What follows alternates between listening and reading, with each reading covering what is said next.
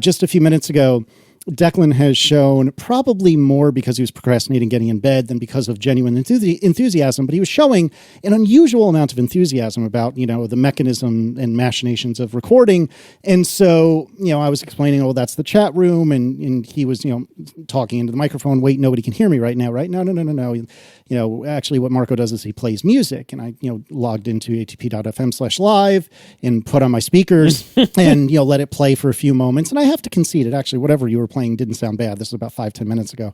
And he listens for a beat. This sounds like Dave Matthews. Yes. Yeah. Now in the defense of Marco, when I do play, and especially lately, I've been on a bit of a kick, and when were you not on a kick? Ha ha. No, genuinely, I don't listen to that much Dave Matthews, except lately I kind of have been. So in the defense of Marco, when all he hears is Dave Matthews, I'm sure everything sounds like Dave Matthews, but he said that completely on his own, of his own volition. And I'm not sure I've ever loved my son more than I did that one moment. So I just wanted to share that with the group. Well, I'll tell you what. So I'm not even going to touch that because that's adorable. But so there's new fish out from a recent Mexico series of shows. Mm-hmm. I have had one of the most productive weeks I've had in months. Like, I've just been going through these shows on repeat. A fish powered month. I even sent in a bug report to Fish because they had what I think is a mix error where in the middle of a song, they panned Trey's guitar a little bit to the left of center, and then it stayed that way the whole rest of the tour. So I emailed them hey, I think this was a mistake. If you happen to ever adjust that mix, let me know. And did that go into dev null just like Feedback Assistant does? No, it's been escalated to the audio team, and we'll see if we hear back. But stop. Hold on. This is the second mix bug report I've filed with them, and they fixed the first one about 6 months ago. I'm blue screening over here. You're saying that you filed a bug report of some sort to a band, and a human looked at it and acknowledged it. I'm not even talking about fixing it. Yep. You're saying there exists a bug reporting system wherein you get a response, even if the response is screw you, no way. You got a response? Impossible. I can't believe it. Meanwhile, I have this huge bug that's killing me on iOS 16.4 betas. iOS audio app developers are probably familiar with the audio services were reset notification. There's a notification you can subscribe to in the SDK to tell your app when, quote, the audio services have been reset. And you're supposed to if you created any audio objects in your app, you got to recreate them at that point. Reset it all up. If you use audio graphs, reset that up. If you use audio engine, reset that up. Now, what this really, I think, means is a process crashed, like some system process for dealing with audio, Core Audio D or whatever, some process has crashed. What this has resulted in is the 16.4 betas overcast almost every time it crosses a podcast boundary, like if you're between episodes, and so it recreates the audio engine, it crashes that background process. I get usually 2 or 3 of those services were reset notifications in a row, and playback stops until you go over and hit play again. And I filed a bug report at least one beta ago, and nothing. No response. Mm-hmm. No marked as duplicate. No, just sitting there wide open. Same as it ever was. And my bug report, I had a sysdiagnose. I had the logs from Overcast showing the exact moment that they should be looking in the sysdiagnose for what exactly happened. Oh, see, you've done everything they've asked for except perhaps a sample app. And I'm sure they must have told you how appreciative they are of all the details that you've provided in this bug report. Oh, God. I hope at some point in the future, if you look at the boring stuff that whenever you ask people, what do you want of Apple in the future? Everyone's like, oh, I want a VR headset. I want a car. What I want is much more boring stuff like make Siri better. That's number one. And number two, hey, maybe fix the developer story in ways that you actually can and might. Obviously, they're never going to get rid of a 30% cut. There's going to be some kind of App Store cut that's big for a long time, and they're going to require IAP as long as they possibly can, which is probably forever in practice in most places. But, documentation, that'd be great. And, man, it would do wonders for developer relations if Radar/Feedback was better. If it was actually a functioning system where we could file bug reports and they would get seen in a timely manner and responded to in a useful way that wasn't just seemingly some bulk process trying to close as many bugs as possible. Yeah, I that is a fantasy world that I will surely never see. I can't fathom it. What do you think comes first, self-driving cars or that? Oh, self-driving cars, full stop. I bet Tesla will ship their full self-driving before Apple gets any better developer story around feedback assistant. Oh, God, I can't even. That's grim. As the last host of this podcast to catch COVID, I've sort of been playing catch up with you two when it comes to infectious diseases. Oh, no. This is not good. Tonight, I'd like to close the gap a little further by recording my second podcast episode while COVID positive, presumably tying the record held by Marco. What? I got the rebound, baby. You took the Paxlovid and got the rebound. I got the rebound, although there is some debate whether Paxlovid gives you more rebound than nothing, because you can get rebound without taking Paxlovid. But regardless, whatever the cause is, I got it, baby. I've been trapped in my room, and I'm going stir crazy. Oh, my God. I'm sorry, buddy. I got 2 days of peace. I got last Wednesday when we recorded, I was negative, and then the Thursday after that, I was negative, and I was out of my house, and I did a bunch of stuff that we'll talk about later in the podcast if we get to it. And then Friday, I went back into my room, and I've been there since, and it sucks. I mean, you're probably... I mean, I'm not an expert, but I would assume you're probably not contagious at this point, but I don't know. No, you're contagious during rebound. Oh, man. You just do the same thing again. The rules for it are the same as the first infection. You isolate, blah, blah, blah. I mean, the good thing is my symptoms haven't been as bad.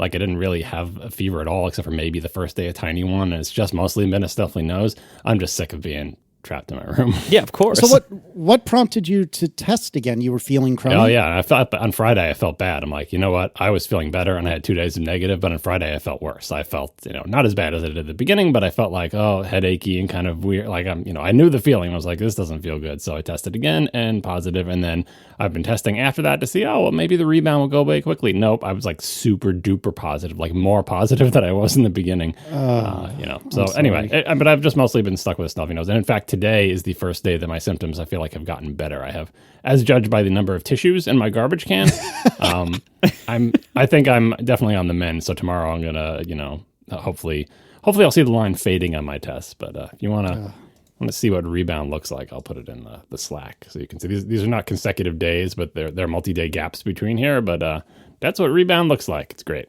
Oh, my God. Oh, my. So I'm looking at 1, 2, 3, 4, 5, 6, 7, 8, 9 tests. I love that you lined these all up, that you kept them all, right? And then you lined them all up. I was in my room. What else do I have to do? So I'm looking at these 9 tests going from left to right. It's very red. And then actually even just the second one is, kind of pinkish. Yeah, there's a big gap between them. So that first one was my first infection, and then obviously I didn't bother testing for a while because, you've got it. Like, what's the point? So there's a big gap, between those first two.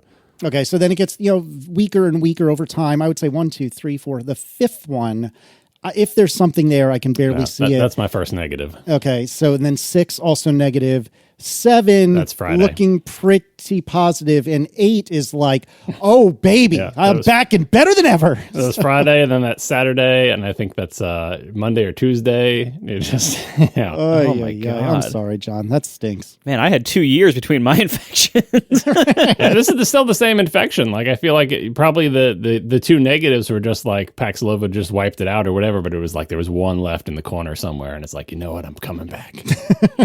If it makes you feel better, some very good friends of ours, the husband and wife team of the family, they got COVID. This was maybe a month or so ago, and they did take Paxlovid. And I don't recall if the wife rebounded, but I know that the husband absolutely did. And so he was, he was feeling like garbage, took Paxlovid, complained incessantly about how bad it tasted, which from what I gather from what you've said is completely justified.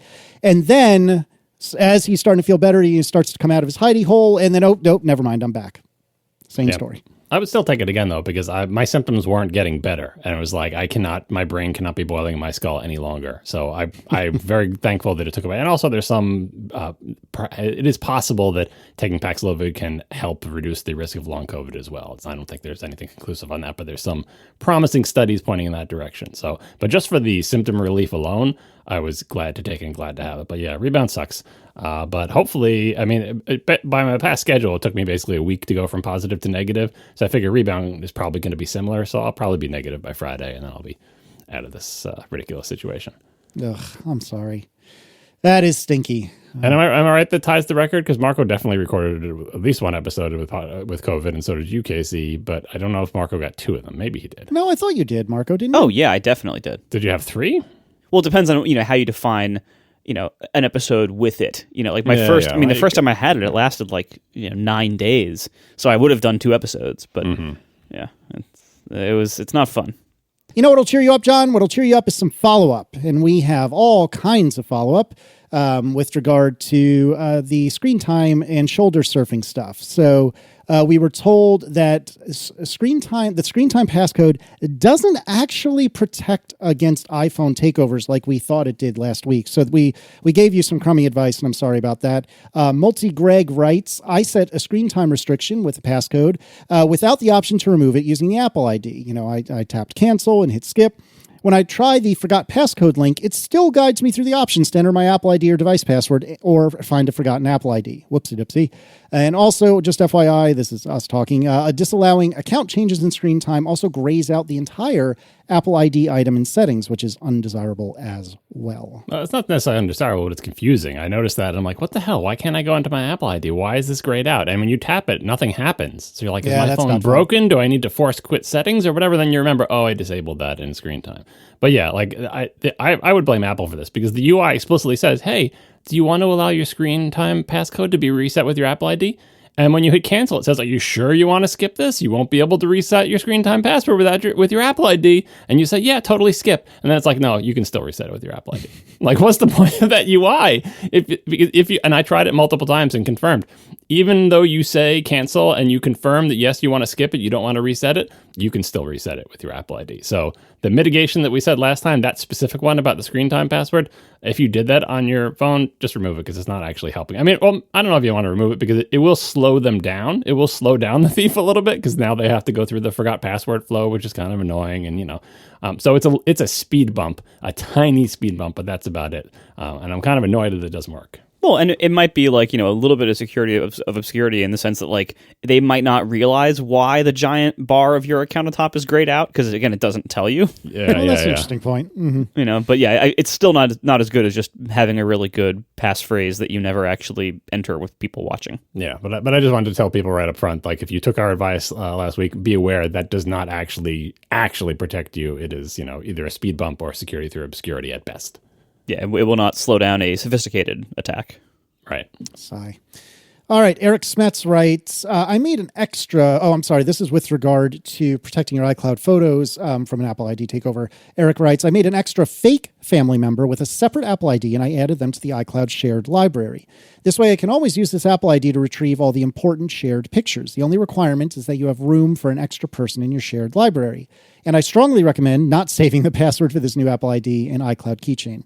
I don't think that this is necessarily something that I am going to do, but it's a very clever approach, and I see no particular problems with it, and it was worth sharing.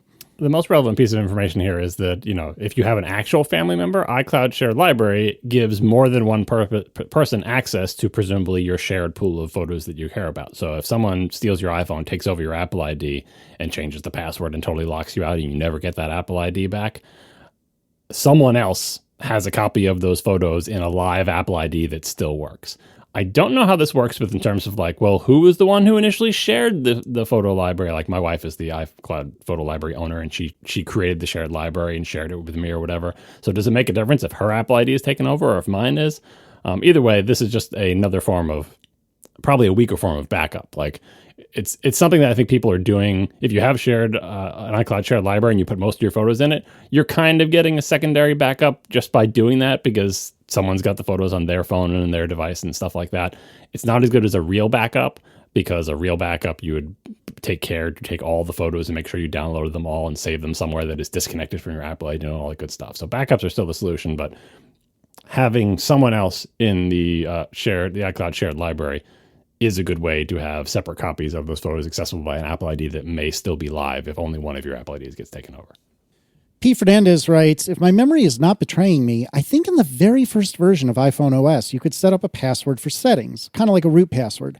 I think Apple should give us that option. I have zero recollection of this, but that does not mean it is not true. Yeah, I tried to look that up. I had a vague memory of it, but I couldn't really confirm. Do you remember this, Marco? Could you set a passcode on the settings app? You might have been able to, but I don't remember this at all.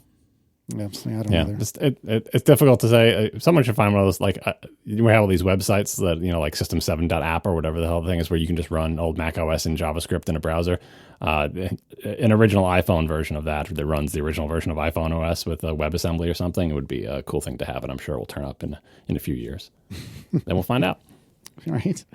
AF Waller writes, there's a third option besides a short, convenient numeric passcode and a long alphanumeric passcode. That option is a long numeric passcode. This has the advantage of easy numeric keypad, but has an indeterminate number of digits. A 10-digit or 20-digit number is a good compromise for some. For older people, you can tell them to use a childhood phone number or even 2 phone numbers combined. I didn't even know this was possible. It is somewhat undocumented that if you choose an unlock code but set it to only numbers, more than 8 or so digits, you get a numeric keypad for entry instead of the normal keyboard. Again, I had no idea. Yeah, I've never seen this. Someone claimed that they heard about this by listening to ATP, so that is possible, and we all three of us just forgot about it. But anyway, I don't think so. I mean, I think people might have heard from us that you can set a password style passcode, not just numbers, like because we've talked about that before. But I did not know that if you go through that process, set a custom password and only use numbers, then it shows you the number pad for input and just kind of like a text box above it. So instead of having like, the 4 or 6 dots so that to see like how many characters you need to fill in, it just has like a text field. So if somebody gets your phone and has not seen you enter the password, they don't know even how long it is, which is one of the benefits of, the passphrase style password to begin with.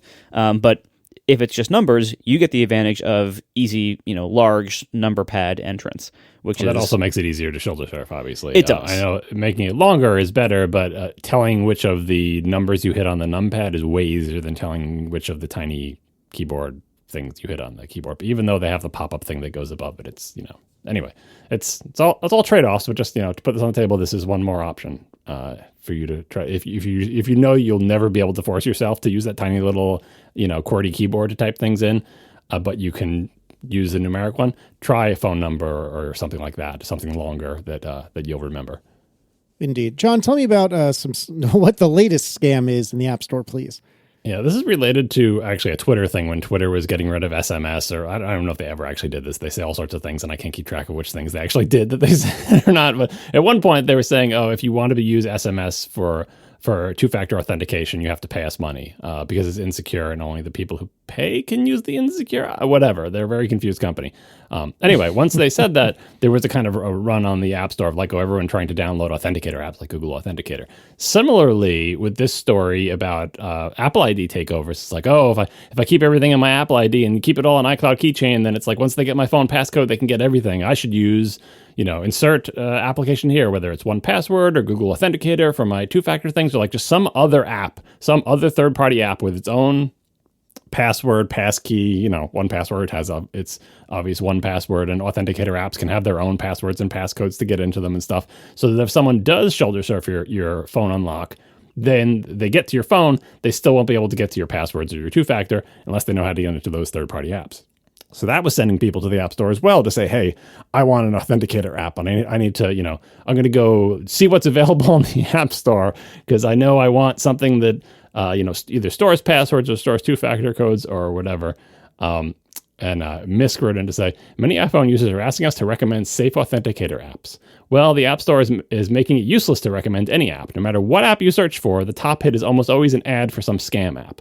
So you can't even say, hey, go to the App Store and check out Authy, because people will type in Authy and the first hit will be an ad that's very enticing that looks like it's vaguely Authy related. The people hit it and it's actually a scam. And, cool. You would think Apple would be there knocking down all the scam apps, but the scammers are there ready for their moment. Like, oh, there's a flood of people trying to find authenticator apps. Now's the time. I don't even know what the scam is. Do they steal all your passwords? Do they get you to mine Bitcoin? I don't even know what the scam is, but the scam, it's another disappointing example of when people are in need, they're like, go to the App Store, the one safe, trusted place for you to find all your apps. And you have a goal in mind, even if you know the name of the app. Someone recommended an app to you. This person is saying, we've just given up recommending apps because we know they'll go to the App Store, type in that word, hit search, and then see an ad search result that they don't realize an ad and think, oh, the top hit, that's got to be it, and go get it. And it's not. What a shame. App Store, bad show. Yeah, it's like... Does anybody besides Apple believe oh, this is a great safe place? So Look, I like Apple in general. I think that's been proven, over the years. But man, the App Store is such a sad state of affairs, and it could be so much better. And it's a good thing Netflix, can't tell people to go sign up on their website, because that's protecting them against all these scams. I mean, knowing what I know about the security of the iPhone and everything else, I don't even trust the App Store. The only the good side of the trust there is that I know that worst case scenario, I can always delete the app. And unlike, some like on the Mac, this is not the case. On the iPhone, I know that if I download an app from the App Store and then I later delete it, I know that it's gone. That there's no trace of it left. So I am, more willing to try things, and it is more secure than, say, a Mac in that way. But as far as like what happens in the app, I don't trust that at all. Because the history of the App Store has been just a slew of horrendously, spying, tracking, misleading, crappy subscription scam apps, and they don't do what they say they will. They don't work. They crash. They show a bunch of ads. They interrupt you constantly. They railroad you into a payment sheet that they hope you'll double click on or whatever. Like there's so many like crappy apps that I get from the App Store. Like anytime I try to do anything that requires me to download a new app, I know I'm going to run into a whole bunch of crap, and it's just it's a shame. Here's an analogy for the old people. Speaking of phone numbers, the analogy is like, you just at the App Store, like I download an app, I can easily delete it. I'm sure that it's not destroying my phone, or it can't like steal my contacts out from under me because it has to ask permissions. Like that's the type of assurances you have. It's like saying with the phone system, I can be assured that the phone lines are secure. People aren't tapping into them because you have to get a warrant, and if someone does tap into it, it's a federal crime, and or the U.S. mail, or any of these type of sort of older transport mechanisms where we have laws and strictures around them that make them fairly secure and safe with very onerous penalties for people who, go against that, right? Not the newer ones, but the older ones, when we could still pass laws like that. It's like, so that means there'll never be any fraud over the telephone line or the mail system, will there? Well, the telephone line is secure, but telemarketers still call up old people and get them to reverse mortgage their house and stuff, right? Like, so the App Store, yes, the installation process is secure, and it's not going to screw up. Like the line is secure, right? That is as safeguarded as it can be. One company controls it. It's like back in the old AT&T days. One company controls it. You have to buy a phone from them. You actually do have to buy a phone from Apple, isn't it? See that?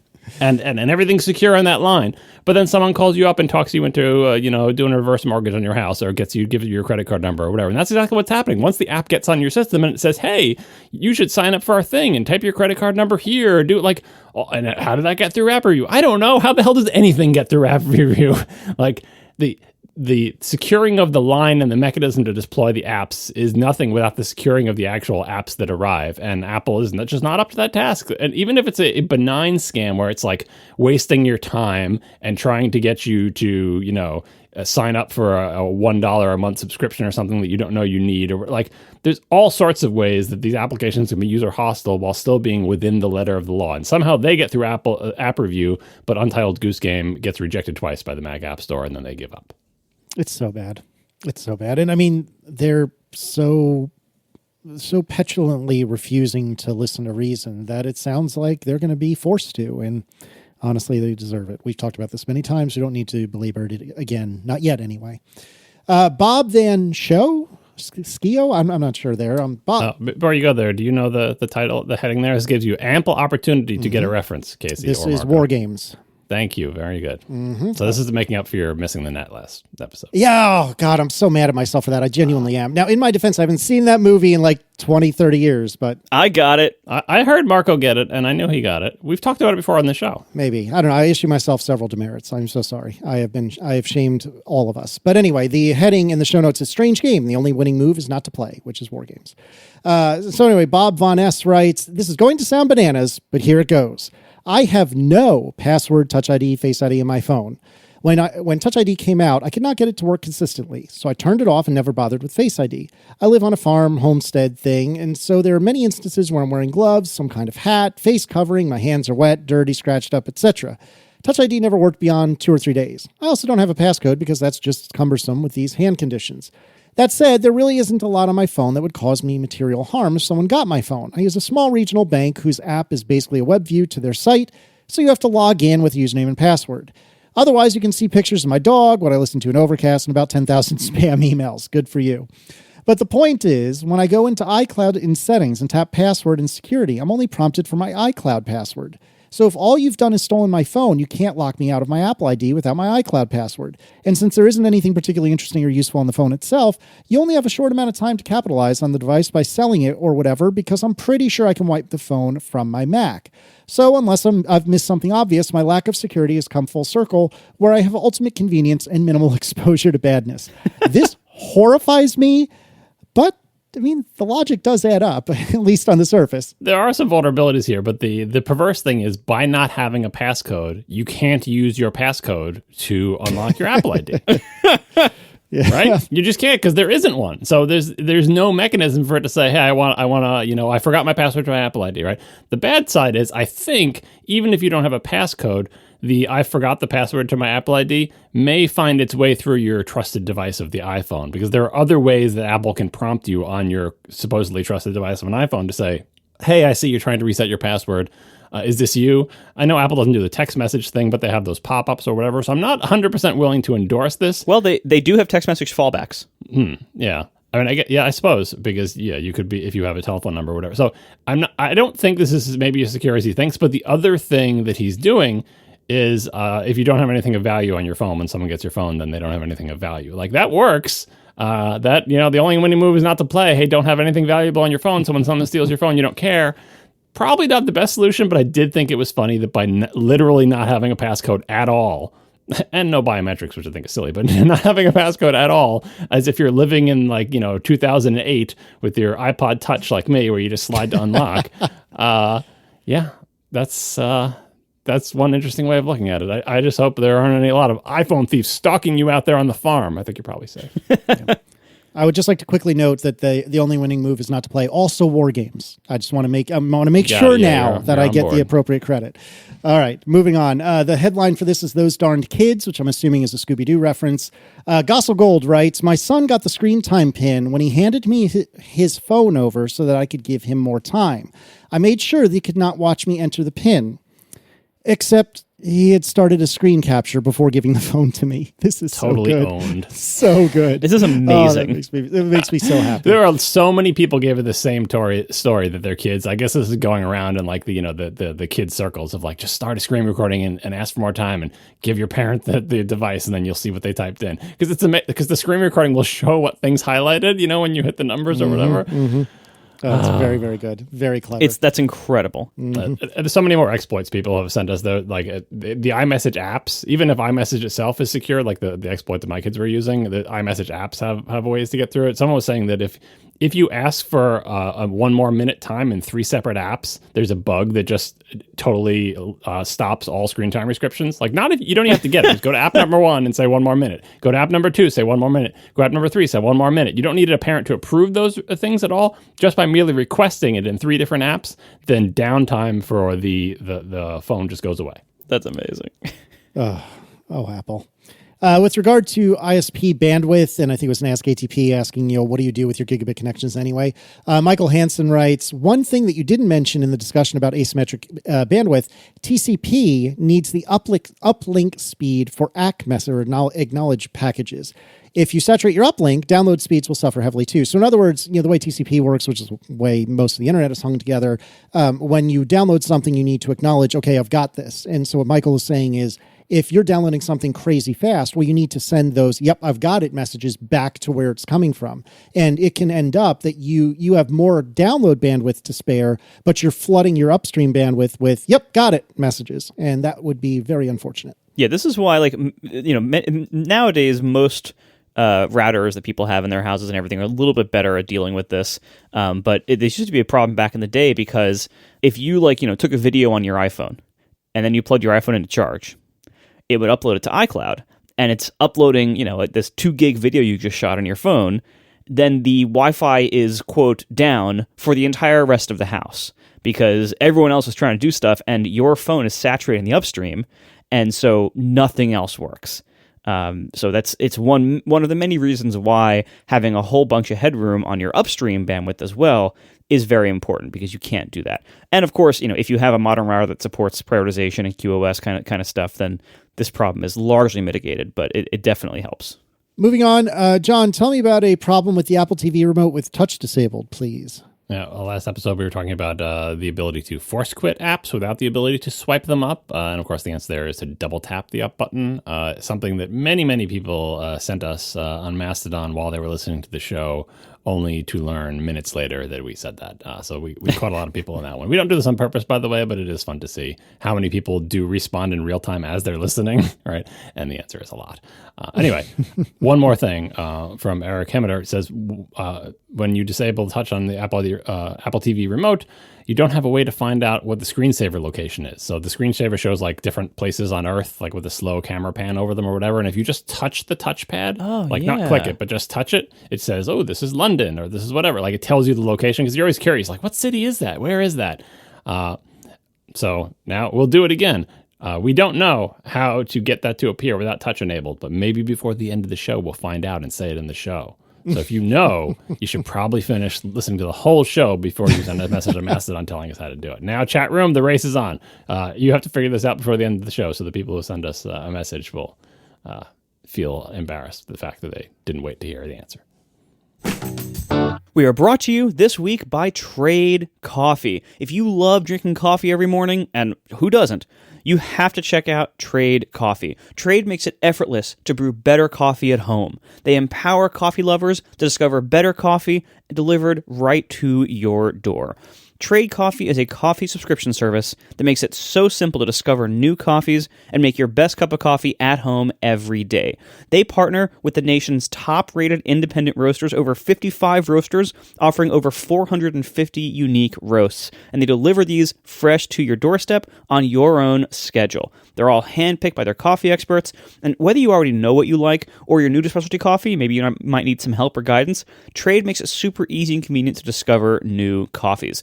I have personally been a Trade user for a long time now, and I love just the variety and just how good it, like they nail the picks every time. I mean, look, I'm picky about my coffee, and everything I get from Trade, it's just great. But it's different. It's a huge variety what you get with them, and it all fits whatever your taste profile is, and they figure it out pretty quickly.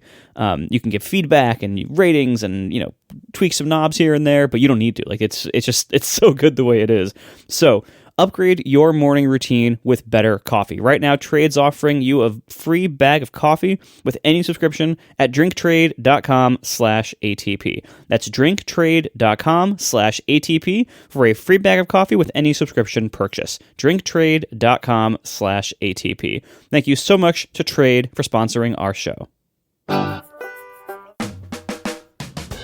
All right, we have some yellow things follow-up. Joel McIntosh writes, the best and worst car colors for resale value, according to carpro.com, which I've never heard of, but that's neither here nor there. According to carpro.com, they write, while it may be among the least popular color choices, because it's gross, yellow is the vehicle color that holds its value best overall, depreciating 70% less than the average vehicle. And well, okay. So just for reference here, I saw this too, and I was going to do a victory lap, but then I thought, but at the same time, though, most cars aren't available in yellow. So the ones that are available in yellow are already more rare, more specialty models, most likely. And so I think that might be skewing the data. You can't get a Honda Accord in yellow. Is it not normalized for within each car? Is it just... I don't know. But look at the stats. I figured they would do it within each car. So this car comes in 5 colors, one of which is yellow, and the yellow one depreciates 70% less. That would be the stat, not what you're saying across all cars. Yeah, I'm not sure. Well, I believe it because you know why? Yellow is a fun color. When people buy a used car, they want it to be fun. Anyway, I also would like to point out that it says in the same article, and I am pointing this out because I'm trying to be better. The colors that retain the best value by segment are, and for the SUV segment, the answer was yellow. Similarly, even though this isn't a car thing, well, I f***ed around and found out it because Apple has released a yellow iPhone. So this could not have been a better troll. To be honest, and genuinely, I'm not trying to be funny. I think this is not my favorite yellow, but I'm in full support of fun iPhone colors. just because I don't like yellow cars doesn't mean I don't like yellow other things. I have my Playdate sitting on the desk in front of me. I adore the yellow, although it's honestly like an orangey yellow, but I adore the Playdate yellow. This is a little aggressive, but I'm still here for it. I'm in favor of it. I wish we could get the pros and fun colors, as we've all lamented many times, and particularly the color czars on Upgrade. No, this is cool. I dig it. Yeah, this is. It looks fun. It is fairly light, and in fact, Apple also released a whole bunch of yellow accessories in their spring color refresh. They got some new watch bands, new iPhone cases. Nothing that jumps out at me necessarily, but I want to go see them in person. There's what might be a promising orange on the Sport Band, but yeah, going back to the yellow phone, it looks fun. Whenever they do this in the spring. They do some kind of minor iPhone color refresh in the spring in the last few years. It's a fun thing. I don't know a lot of people who get them because most people in our circles will make their buying decisions in the fall. So this is more for people who haven't upgraded yet and don't just jump on it in the fall and they just kind of get it whenever their previous phone dies or breaks, and it looks like a pretty good color. And like Casey and like Upgrade, I do wish they would give us these fun color options on the Pro phones. So maybe in our titanium USB-C future, maybe they'll be a little bit more generous with the colors. Who knows? Rumor is it's like some darkish magenta type thing is the new Pro color, but we'll see. Yeah, it's like a maroon. Actually, the I don't know if they're renderers or what, but like the mock-ups using that color actually looked pretty cool to me. But we'll see. It's harder to guess colors. When I saw this yellow phone, I thought it looked like the E36, the yellow E36 BMW 3 Series. Mm-hmm. I was trying to figure out what that color was, so I put a picture of it, a link in the chat room. Well, I guess we'll put it in the show notes. It was Dakar Yellow 2, Roman numeral 2. It's a little bit more, because there's a Dakar Yellow that looks really like deep, saturated yellow. But I always remember the one from walking down Com Ave in the 90s at BU, seeing all the BMWs that belonged to the wealthy students. And I saw this yellow all the time, and it was definitely kind of a pale yellow. And that's what I feel like the phone is. The phone is not like, even though people have been holding it up next to the Playdate is richer and more orange. This is more kind of like, it's not totally pale yellow. It's not like, springtime pastel yellow, but it's a little bit more pale. It's not Big Bird yellow, right? Is it R1S yellow? I don't know, because I can't figure out what yellow that freaking car is. Every time I see a picture of it, looks a different color. Yeah, me too. I have yet to I feel like I don't have a good handle on what the color is. Like, it's in pictures I've seen, it has looked everything from basically like champagne gold to like super you don't drink enough water kind of yellow. Big Bird yellow. Sometimes it looks Big Bird yellow. How is this the same color? I don't know if this is my reformed BMW fan speaking or something, but this Dakar Yellow, as yellows go, and I stand by that yellow cars are gross. As yellows go, this is pretty good. Hey, if I ever buy my old classic Toyota MR2 that I've always wanted, that comes in yellow. I thought you gotta get that in fake Ferrari red, because it's a fake Ferrari Toyota. Red is kind of like the default like MR2 color, if I'm honest. It is. But that is a cool yellow. And when they catch fire, they turn orange. This yellow, Marco, is not good. It is not good. I do not approve. I would drive it straight to your house. That's fine. I would love for you to do that, because it has been too long since we've seen each other and you visited and vice versa. But I do not approve of this yellow. Yeah, if I'm honest, the correct color for the MR2 Turbo is red. But oh well, someday. One day. All right. Let's talk about some other stuff. Is there a spring event? What's the story here? We just talked about the yellow phone, and the yellow phone was one of the things rumored for the spring event. But of course, they released the yellow phone and gave it to, they had press briefings remotely or whatever, and handed out the yellow phones to people and stuff. They did all the thing, right? And they did it without an event. So is there going to be an event, or was there going to be an event? They said, nah, no event, we'll just send people yellow phones. We don't know. But either way, the rumors about the things that might have been in that event are some vaguely interesting developments in the Macs that I care about, at least. So the first one is the one we talked about a couple of past episodes, is the Mac Studio. We talked about the rumor the Mac Studio is not going to be updated that often. Oh, is it a dead machine, or is it just going to skip a generation or whatever? the rumors are stronger now with that have the Mac Studio skipping the M2 Ultra. Right now, the Mac Studio, you can get an M1 Ultra in it, and it would make sense if you think like, oh, we're just going to update all the Macs every year with the next big M number. The Mac Studio had the M1 Ultra, and it will get the M2 Ultra because we've got the M1 Pro and Max and a bunch of other Macs, right? And it's time for the M1 Ultra to be in the new version of the Mac Studio. Seems like that's not going to happen. That is related to everyone's favorite Mac, the Mac Pro, where the rumor that we talked about in past shows about that is the 4X one, the one that would have been two M2 Ultras shoved together somehow magically, that chip was canceled, that Apple's not making it. Part of the reason why that chip may have been canceled is, what we talked before, low volumes, not a lot of people are going to buy that, it's going to be super expensive, and high cost. And this is something I think we didn't get into as much in that past episode when we talked about it, but when Apple put Xeons in its Mac Pros, like the one I have here, Intel Xeons, those are expensive chips, right? And Apple didn't get to make them. Intel made them, and Apple had to pay Intel's markup on them and so on and so forth, and they were still expensive chips. But Apple benefited greatly from the fact that Mac Pros are not the only place Xeons appear. Xeons are mostly sold into the server market. And what Intel hopes is tons and tons of them sold, way more than that Apple's ever gonna sell Mac Pros.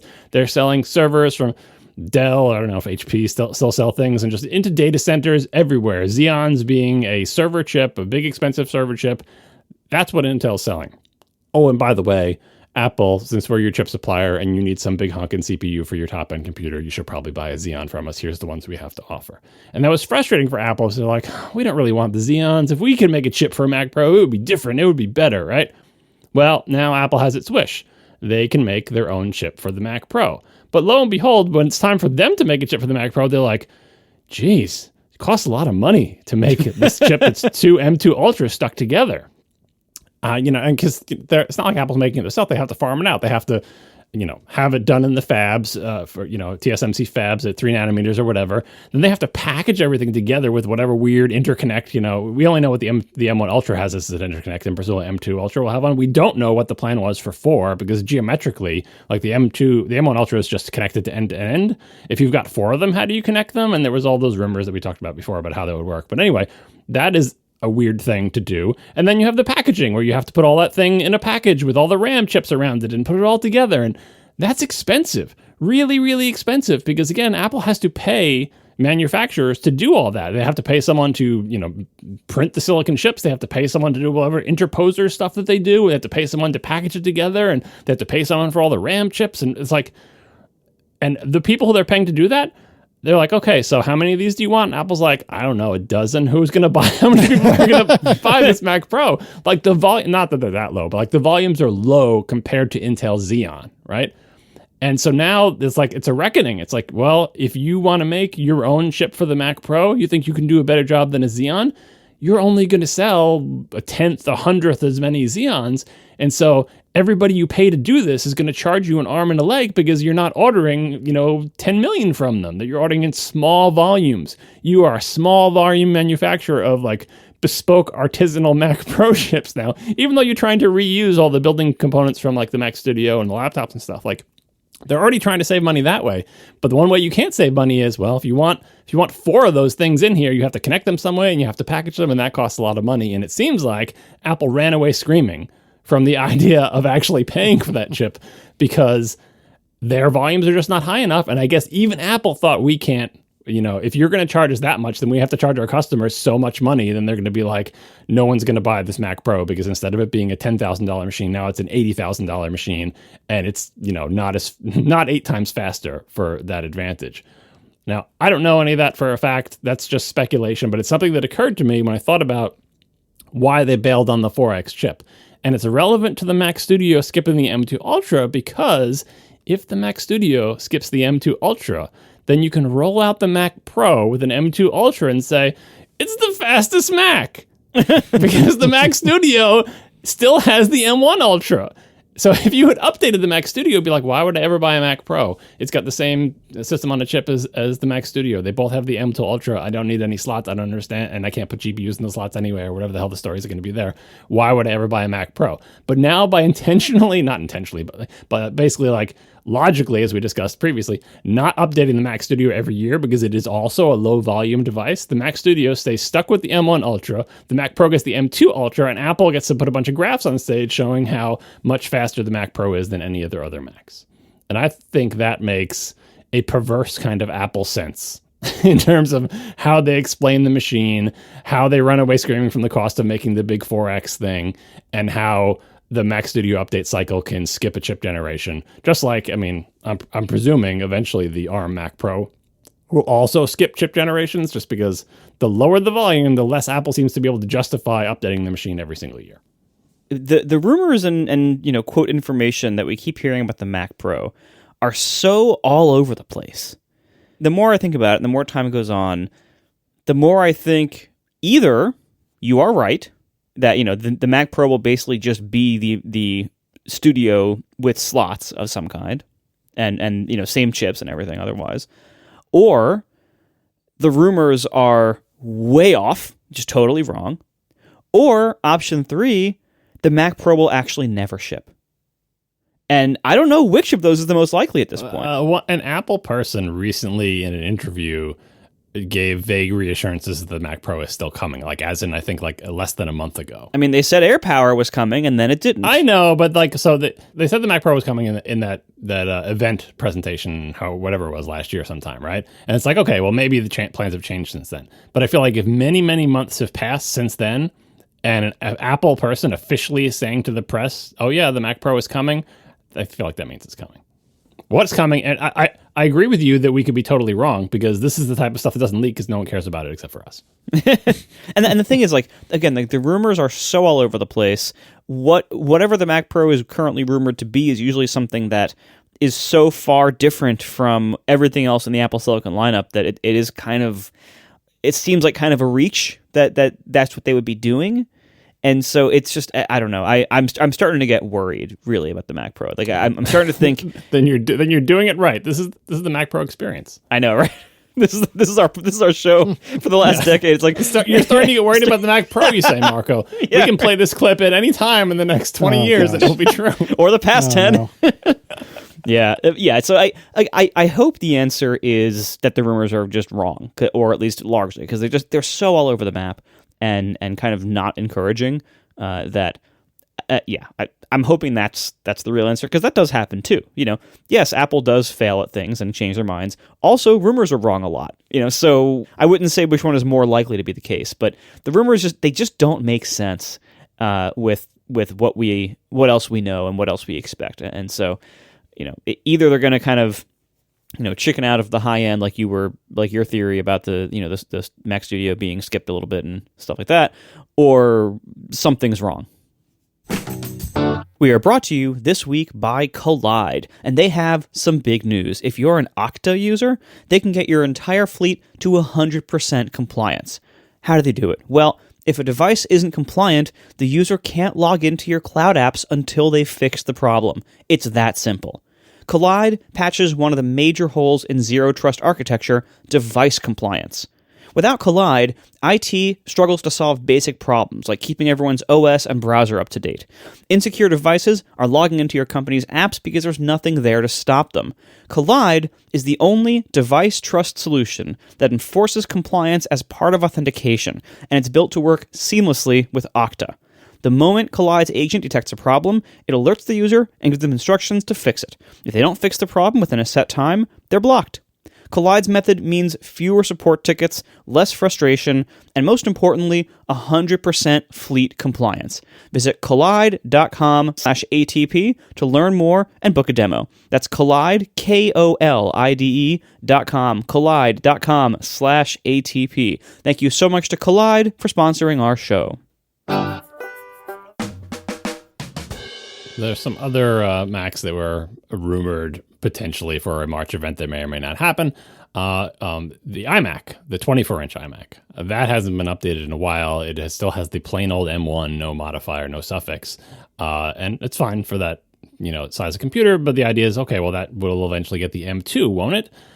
Seems like maybe not, because the M2 has been out for a while, and the machines that Apple would update with the M2 have mostly been updated to the M2, but still not the iMac. So Most recently, Gurman thinks that there won't be an update to the 24-inch iMac until the second half of the year at the earliest, and by that point, the M3 will be available, so it could be that the iMac also skips a generation and goes from M1 to M3, presumably for similar reasons. Not a lot of people buy desktops, right? I guess the iMac is probably, well, I don't know, which sells more, the 24-inch iMac or the Mac Mini?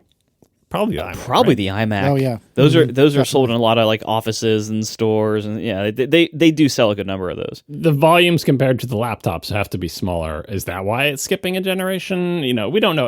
Like because of supply chain, COVID, and because of the ARM transition, it's still very difficult to pick up patterns in Apple's because it's still much chaos. Like, what is their pattern? What is their update cadence? Related to that.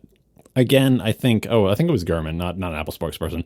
Gurman said something to the effect that Apple, again, declaring this with no sourcing or anything, but just saying Apple seems to want to update their Mac SoCs on a yearly cycle, just like the iPhone. So, A15, A16, A17, they want to do M1, M2, M3 every year. Not a 1.5 year cycle, not a 2 year cycle.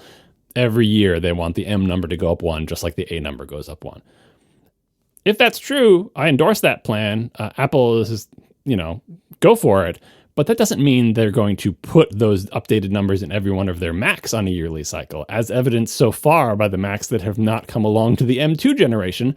And the rumor is that some of them may wait for the M3. So we'll see. By the end of 2023, presumably 24-inch iMac will be updated. Will it be updated with an M2? Or will it be updated with an M3? Related to that, one more Mac, the 15-inch MacBook Air that everyone's been talking about. The MacBook Air already has an M2 in it. They already updated that one from M1 to M2, so that's out. That's here. The 15-inch one, the sort of, straightforward rumor is it'll be just like the existing 13-inch MacBook Air, except it'll be 15 inches. It'll have a bigger battery, and it'll have a bigger screen, and it'll have an M2 in it. And that's a perfectly fine product. I think it's great. I think it fills a hole in their line. I think it's cool. There are some rumors that it might have an M2 Pro in it instead of an M2 because you've got more room and more cooling. The thing that I've been thinking about that I haven't seen anyone say yet, and it's been weeks, and I figure someone would have done it by now, but if not, I'm going to say it. They talk about the rumor like maybe it won't even be called the MacBook Air. I wonder what it will be called. And they never let the other shoe drop. Wonder what it will be called. What will it be called? Two co-hosts of ATP. If it's not called MacBook Air and it's 15-inch, what will it be called according to Apple's current naming conventions? Maybe MacBook just by itself, but I don't. Yeah, that's what I was going to say. But it's a little big for that. Am I the only one who thinks this? MacBook Studio. That's what's between the bottom end and the Pro. It's the Studio suffix. It's the MacBook Studio. It's 15 inches. It's got an M2 Pro. The MacBook Studio. It's right there. No, I don't buy it. Studio is higher up the line. Studio basically means desktop Pro right now. No, it's below Pro. Right? Because the Mac Pro is above the Mac Studio. The MacBook Pros are above the MacBook Studio. I see what you're saying. I don't think it. I think it's just going to be the 15-inch MacBook Air. Yes, it probably just should be. This was predicated on it coming with the M2 Pro, which is one of the rumors, right? If it just comes with the M2, it's a 15-inch MacBook Air. That's literally what it is, right? And that is the most straightforward thing. And that's what I would expect that. I don't think they would give it the Pro chip. Or best, you could option the Pro chip, and it would not come by default. Oh, it definitely won't come by default. Yeah, no, I feel like this really depends on whether Apple does what they did with the 14 Plus, which is like, we want to have a larger version of the cheap phone, right? Yes. And that's basically, it's 14 inside there, it's just bigger. Like, that is straightforward what it is. Or they could say, no, we still refuse to do that. If you want anything with a 15-inch screen, you're going to pay more because that's a step up. And even though we could make a 15-inch MacBook Air, we're not going to. We're going to make a, scaled down 16-inch MacBook Pro, and we'll call it the MacBook Studio. I hope they make the 15-inch MacBook Air. They call it the Air. It has the Air motherboard. It has Air-like pricing. It'll be more expensive than 13-inch, but not that much more, because I think that's the product they need to make. But if they can't resist saying, well, no, as soon as that screen gets bigger than 13 inches, we're going to need more money from you. If they do that, then it's a MacBook Studio. Although I do admit that naming convention is too consistent for Apple to do it. Yeah. No, I expect, first of all, this 15-inch MacBook Air. This seems to be a real deal. The rumors are very strong, and I hope it's real because I think they'll sell a ton of them. I think it's a great idea for a product, and I don't think that it will too badly cannibalize the 16-inch. Just because I don't think if you look at the current price gap here, the MacBook Air, even if you get the new M2 model, it's like $1,200. and the cheapest 16-inch is $2,500. This is a huge gap, and so I would expect a MacBook Air 15-inch going from $1,200 from a 13-inch. I would guess maybe it's $200 or $300 more. So maybe it's like $1,500. That's still very far from $2,500. So that's the kind of difference I would expect there. And if they do that, and it's otherwise the same computer with no other changes, no Pro chip, nothing higher spec, just a bigger screened MacBook Air for a few $100s more, and a bigger battery, importantly, which I think is going to make that machine extremely attractive. Yeah, but honestly, I don't even know how much. I mean, the battery would need to be proportionally bigger just to have the more screen area be lit up. But it doesn't need more battery life. The MacBook Air has tons of battery life already. I know, but what I'm saying is, I think the battery, the amount of extra area they have for battery is more than enough to account for the larger screen size. I don't know if I'm right about that calculation, but that's my gut feeling, that they will have excess battery. And since the M2 MacBook Air already has good battery life, this thing will be a battery camel, and I think it will make it very popular because, hey, you pay a little bit more money, you get a bigger screen and even more battery life. That is a very attractive machine. Like, I've wanted Apple to make a machine like this for a long time. That's why I kind of feel like I can't believe they're actually going to do it. They did do it with the iPhone, and the rumor is the 14 Plus or whatever is not selling that well, which disappoints me, and I hope they don't get scared by that and pull a mini and be like, oh, we did that once and people didn't buy enough of them, so we're not doing it again. It's like, Apple, every model can't be the best seller, and they're not all going to sell evenly. One phone is always going to be the one that sells the least. It doesn't mean you cancel that one. Just have a cheap phone in big and small, an expensive phone in big and small. And Apple seems to be like, well, we made a cheap phone in big and small, and not enough people bought the big one, so we're back to just small. If you want more, pay more. I don't like that attitude. And instead what they're going to do is the iPhone Ultra, right? It's like, well, we had the iPhone Pro, and that wasn't expensive enough. So we're going super high end. It's the iPhone. That is, we haven't talked about the rumor, but the iPhone Ultra rumor is out there that there's, an even higher price point for the one that's made out of diamond or whatever. No, but going back for a second, so the 15-inch Air. So first of all, your battery camel theory is good. I'm not sure they would necessarily do it, though, because batteries are heavy. And the Air brand means thin and light. I mean, it means mainstream, really. But I'm saying they're not making it any thicker than the 12. They just get more battery because it's 15 inches. Like, that's just it's free real estate. But it's not free weight, though. That's why. Like, I know, but they're going to fill. They're not going to leave it empty with air. Haha. No, like, it's going to be filled with battery. They can put a cellular modem in there. Stop it! No, actually, they can't. That's impossible. It's been proven. Yeah. Oh gosh. But yeah, I also, so anyway, this machine I expect to be great. It feels a little early to be seeing any M3 Macs. The M2 MacBook Air just came out last summer. So, right? Yeah. No, the MacBook Air is not rumored to be, the 15-inch is not rumored to be M3. The only ones that have rumored to be M3 is potentially the iMac, which would be second half of the year. And that's, there was a couple other M3 ones rumored about more of this. But even the Mac Pro, that would be M2 Ultra, not M3 Ultra. Yeah, so we'll see about all that. But anyway, the 15-inch Air, it sounds real. I think they're going to do a good job with it. And I think, it continues it fills in a huge gap in the lineup, because right now, if you want a bigger screen than 13-inch, you have to, again, like, more than double the price. And cannibalizing the 16-inch, I don't think is a huge problem, because what you get with the 16-inch is not just one more inch of screen space. You're getting way higher end components in other areas. Like, when you compare to what the MacBook Air offers today versus what the MacBook Pro offers today, the MacBook Pro has way better screen, way better performance, way higher resource limits, better speakers, better microphones. Like, it's a lot better in a bunch of ways. And so a 15-inch Air would not really eat into that. Meanwhile, if you are looking at the MacBook Air at $1,200 and you're like, well, wish the screen was a little bit bigger, you don't go look and say, oh, well, okay, I'll pay $2,500 for the extra couple inches. No, you just buy the smaller MacBook Air, or you go buy a cheap PC. So I don't think that upsell process is working that way very well now.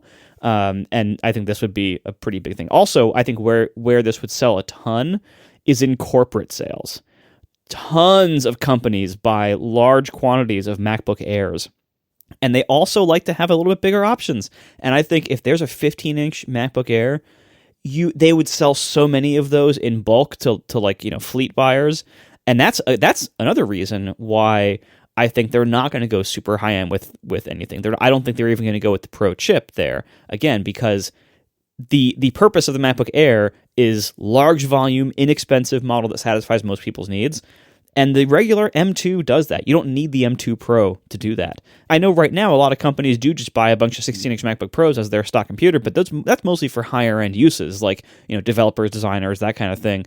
Not a lot of people are buying those for their sales staff, and they're the Apple's stupid price structure for the big laptops cost a ton of money was passed on to me in my corporate life because companies in general want to offer computers to their employees. They're like, you can get a big screen or a small screen. And so with like the Dell laptops or whatever, that's what they would offer you. And yeah, the big one is a little bit more expensive, but they basically gave you a choice. Do you want it small and portable, or is it a bigger screen more important to you?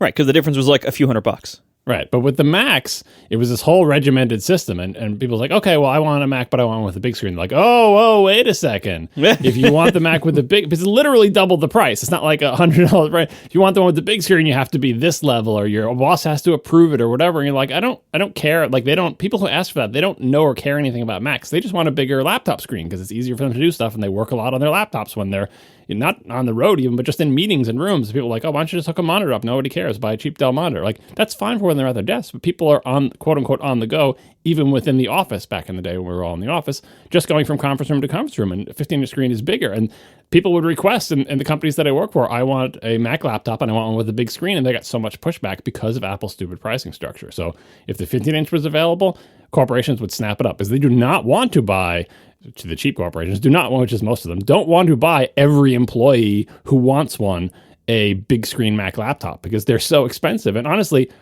employees don't need a 16-inch MacBook Pro if all they're going to do is check email all day and look at web browsers and have Excel open, right? 15-inch MacBook Air will do that perfectly. I'd go even broader than that.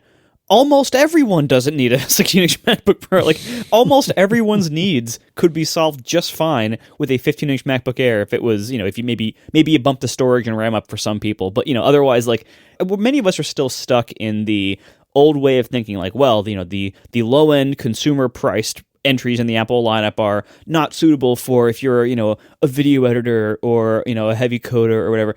And that maybe used to be true. That's not true anymore. Now, almost anybody's job can be done perfectly well, and not just like barely done, can be done well on a MacBook Air class processor. Almost no one actually needs the larger resources. I'm very happy to keep making them. I'm going to keep buying them. But the fact is, like, if I had to do my job entirely on a MacBook Air, I could.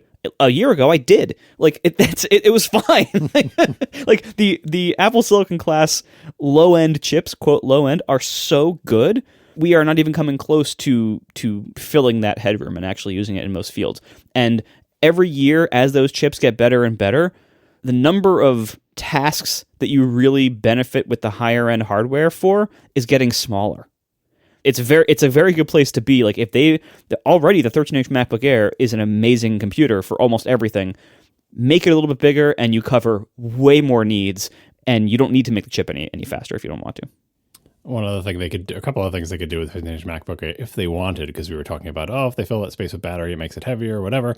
You know what you could fill that space with? I know they're not going to do this, but I'm just throwing that out there for Apple. I know it's too late, but 15-inch MacBook Air, plenty of room for an SD card slot. I know we were talking about what do you get with a 16-inch? You get an SD card slot. That is one thing I really would like. You get an SD card slot and you get an HDMI port. I'm not saying on the Air put the HDMI. It might not be thick enough, right? But SD is very slim and it will fit. And if you have all that space, maybe think about that. The other thing you can do, you're not going to get the cool HDR screen on the MacBook Pros. That's part of what makes it expensive. Those are amazing screens. But the MacBook Air ships with a default resolution that's not native res for its screen. The 15-inch potentially could ship with native res for its screen instead of a scaled resolution. No, that's a Pro thing. They're not going to do that. I don't know. It's 15-inch, though. I'm saying, like, it's not 16-inch native resolution. It's 15-inch native res. And honestly, screens for native res 15-inch that aren't HDR, like, you're not breaking the bank on that, Apple. That is not advanced technology. That is a known quantity. You can get those screens. It's not that much more expensive. And because so few people even know about what we're talking about, the fact that the MacBook Air comes at non-native res out of the box, people don't even know that. So it's not even like it's a selling proposition where you're pushing people up to the high-end line for that. At a certain point, not having native res, even on your cheapest laptop, becomes silly. We're not at that point yet, but we're getting close. And I feel like with the 15-inch MacBook Air, it's a chance for Apple to take that next step up. So on Upgrade, when I guested a week, I think it was last week, we discussed this rumor about a compute card. And there were references for this found in the iOS 16.4 beta. And Mike and I had a conversation trying to figure out, well, what does that even mean? And I don't think we came up with any particularly great conclusions or solid conclusions. What is this about? Is this something for the Mac Pro, or is this something else entirely? Well, so this is such an age-old rumor for Apple stuff, but I think for computers in general, because it's like a sci-fi thing, right? I remember back, I guess this was around the PowerPC time, perhaps, when the Mac was transitioning to PowerPC, and especially when like the G5 was rumored to be coming out after the G4. It's an evergreen rumor, and the idea is that it's some kind of powerful computer that gets more powerful the more kind of building blocks you buy and plug into it. And it's a thing that makes sense to non-technical people, but anyone who has ever done programming or ever studied computer science and understands just the basic theoretical limits of parallelism, and then the financial and practical limits of wide buses that are very fast and what kind of interconnects are needed between different components, it very quickly becomes the realm of fantasy to think that you're going to have just a bunch of these interchangeable modules and you'll click them together. And if you want your computer to be more powerful, you just click 2 more modules on it. It gets twice as fast because you had 2 modules and you put 2 more and now you have 4. And it's just things don't scale that way. If you look at what the speeds are in the interconnects between a computer and its caches and its memory and its SSD and how all those buses work, and the idea that we'll just make one backbone that carries everything and we'll plug things into it. And it's like, I mean, anything's possible if you give enough money, right? But not at prices consumers are going to spend. Even at the supercomputer level, this stuff is very expensive and very difficult to do in a way that the interconnect does not cause bottlenecks and give you diminishing returns. So for people, this compute card rumor, people quickly said, this is for the Mac Pro. You'll be able to buy a Mac Pro and it'll come with one M2 Ultra, but if you want it to be faster, you can buy a compute module that has another M2 Ultra. And it's like, well, if you want 2 computers, just get 2 Mac Minis. Like, I mean, do you want 2 computers? Because 2 computers sitting next to each other, unless you can split up your video render between the 2 of them, which is possible, you can farm out the job and blah, blah, blah, but there is some overhead to that. You don't magically get twice as fast by putting 2 SoCs in there. It's like, how do they talk to each other? How do they have memory coherence? This is not something new, but in sci-fi, it's cool to think that everything is modular. And if you don't have to think about what happens when you plug a module, and if you're just a user reading a book about sci-fi or whatever, you're like, oh, I'll just plug it in and everything will be faster. But if you're someone who has to design this, you're like, oh, wait, so how does that work?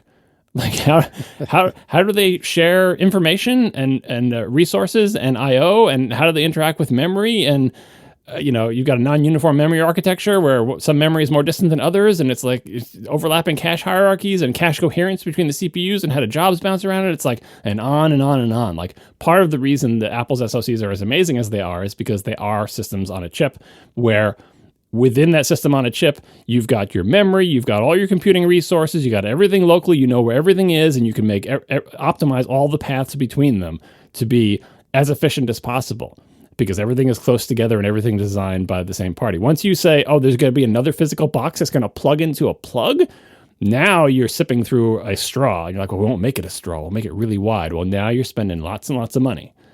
So this compute card stuff as an idea that it's going to be a thing to make the Mac Pro faster.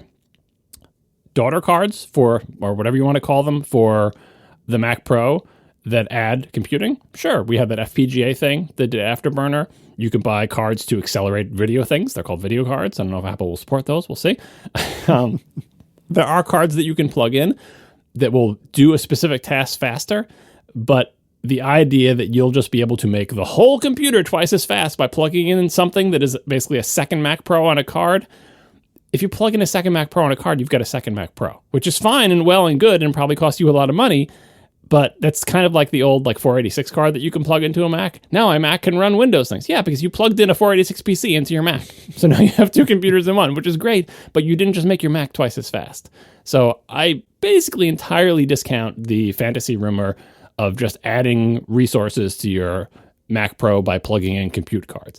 I don't discount the idea of cards that you can plug in that can do a special job faster, because again, the Afterburner card does that, and there's a long history of cards that you plug into a Mac Pro that can do a special job faster on behalf of the host computer.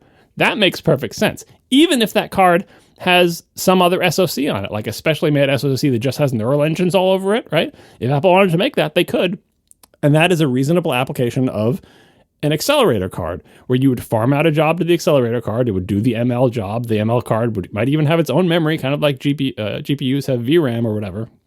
And then it would give you the result back. But the idea that there would be two peer SoCs that are exactly the same and they would magically make your computer twice as fast, not going to happen. So don't worry about that. All that said, I don't think that's what this compute card thing is. I don't know what it is, but it's kind of related to the rumors we've heard about like the AR VR headset and how whether all the computing is going on inside the AR VR headset, or whether like your phone is doing some of it, or whether there's an external compute module that you have to connect it to or something. Maybe it's some leftover from that. Maybe that's, maybe the AR VR headset will work that way somehow with a compute card that you can plug into a Mac Pro to do development work when you're projecting onto the headset. Or maybe it's something really boring as unrelated to either one of these things. The fact that it's in the iOS 16.4 beta doesn't mean that it's a phone feature. It just means that, the compute card might run iOS, because if iOS has references to compute card, iOS would have to run on the compute card, and so it would have to know about the compute card the same way that iOS probably has references to the Studio Display, because apparently inside the Studio Display is a little version of iOS running all of the speakers and the camera and all the other stuff. So I'm assuming the compute card thing is way, way, way, way less exciting than people think it is, but until and unless Apple releases something related to this, we can speculate. Just try to tamp down the idea that you're going to plug modules into your Mac Pro to make it twice as fast. Noted. I'll be aware of that when I buy my Mac Pro for $80,000. If they ever ship it. If they ever ship it. And it will take 1,500 watts to power it, because small price to pay. Am I right, John? Yeah. We are brought to you this week by ATP membership. You should become a member today. Members get all sorts of fun perks. You get, for instance, I think the biggest thing is you get an ad-free feed of the show. So ad-free episodes, you can listen in whatever podcast app you want. We don't care. Well, I care a little, obviously, but for the most part, we don't care. And you also get this cool bootleg version of the show, which is we record the live stream, we do a live broadcast, and then we do the little before and after, kind of bits and pieces, little extras of the show, title selection at the end and stuff like that. And members get to hear all that if you want to. You get a bootleg feed where that whole recorded live stream gets posted unedited right after the show ends. So if you don't like my edits, or you want to hear a little extra stuff at the end of each show, or you just want the show faster, that's the most common reason people get the bootleg, is they just want it faster. So the bootleg feed gets you the show usually about half a day to a day before the full version's published and edited and everything else. You also get 15% off during the time-limited sales on the ATP store. So whenever we do like a brand new t-shirt or something, during that like big initial sale, you get 15% off as a member. All that is great. And you also you help support the show. Right now we have these ads stuck in here like this because the ad market kind of stinks right now. It's kind of terrible. But we have members who support us, and we are so thankful for all of you out there who do. And for you who's hearing this, this is the public feed, so you're probably not a member. So, hey, if you want to, join us. No big deal if you don't. But if you want to, it's $8 a month. We also have different currencies if that suits you better, annual plans if that suits you better. But for the most part, it's $8 a month. Check it out at atp.fm/join. We are so thankful to our members, and we hope you become one of them. Thank you so much for listening. Hey, so do you need us for this next thing, or can Marco and I just come back in an hour? I mean, I don't know. As I said, I had a 2-day break in my COVID isolation where I could unpack all of the boxes that had arrived in my house and have fun with my little project. I talked about it last week. I said, I had a bunch of boxes arrive to upgrade my sound system, but I hadn't been able to unpack them yet. And eventually I would talk about it. So I did do what I could in that 2-day period. I didn't know it was going to be a 2-day period, but practically speaking, I didn't have time to complete it. But I figure I'll just give an overview of what I did. To review, my project was upgrade my sound system, because I bought a new TV and a new receiver and a new Blu-ray player recently, and I've talked about them on the show. I didn't buy new speakers. My speakers are very old, they're very small, they're fairly cheap, and I figured every other part of my system has been updated. I should update the speakers too. And it wasn't just like, I should just do it because I just need to spend money. I felt like they were not holding up their end of the bargain in the television and movie watching experience. Not that they were bad, but now my TV was so much better. And the speakers, it's 4K now. My Blu-ray player is 4K. And the speakers, they're fine. It was a 5.1 system. I'll see if I can I didn't put a link in here, Casey. I'll see if I can find one to my 5.1 system. I think they still sell it. It's, it's pretty cheap. It comes with all the speakers you need. It comes with, front, left, right, and back surrounds, and a center channel, and a subwoofer. But they're small. These are small speakers. I like the fact that they were small because originally I was like, oh, how am I going to even find room for 5.1 speakers in here? Is my family going to accept it? So it was good that they were small, but small also means not great sound reproduction. Obviously, none of these small speakers have any bass. That's where the subwoofer comes in, but the subwoofer cheap subwoofer trying to fill in the bass for all these tiny speakers.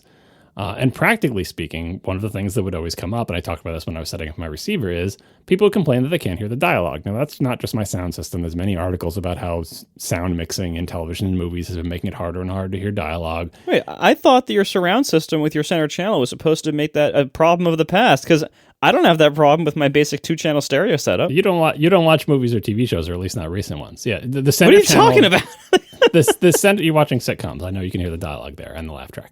I know you're watching Last of Us with Tiff, though. That's good that you're getting that. Yeah, I'm watching Last of Us. We're watching New Girl. That's not that old. You're not watching Christopher Nolan movies where everybody mumbles. No.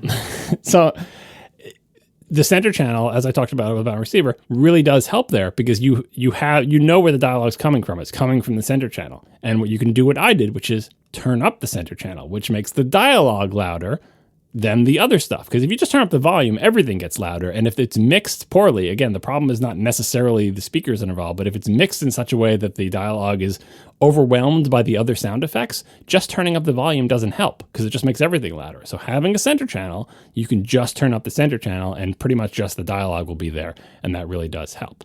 But it's not just that. It's not just the center channel. My center channel speaker is small, and also, but if you've seen the diagram of my room that we talked about last week, I've got 2 couches in my room. And when we'd have, like, my family was visiting for the holiday or whatever, or even just, my, local family just sitting around at the various seats in the couch, especially if someone wants to lay on one couch, they take up half the couch and they have the dog with them. So 2 other people on the other couch. We are spread pretty widely in our weird room around the television screen, right? And the center channel speaker is only really pointing at one person. And if you have a cheap, small center channel speaker without sort of a wide dispersion, the person who's sitting in the quote-unquote good seat can hear the dialogue fine. But the people in the other seats feel like they don't hear it as well because it's first of all, the volume is lower. And second of all, who knows which frequencies are reaching them, right? So you can turn up the volume, but then the person sitting in the good seat says the dialogue's too loud now, right? So these are the problems I was solving. Better sound system in terms of just better sound overall, right? Not, small, tiny speakers that can't reproduce lots of frequencies. And also, better dialogue, better clarity of dialogue, but also better in more seating positions, which means a speaker that is able to send the same sound information to a wide array of people, like instead of just a beam that goes straight out from the speaker, more of a fan shape, so that if you're sitting directly in front of it, offset by 5 degrees, 10 degrees, 15 degrees, it still sounds more or less the same. So these were my goals with this system. Oh, and also don't spend a lot of money, obviously.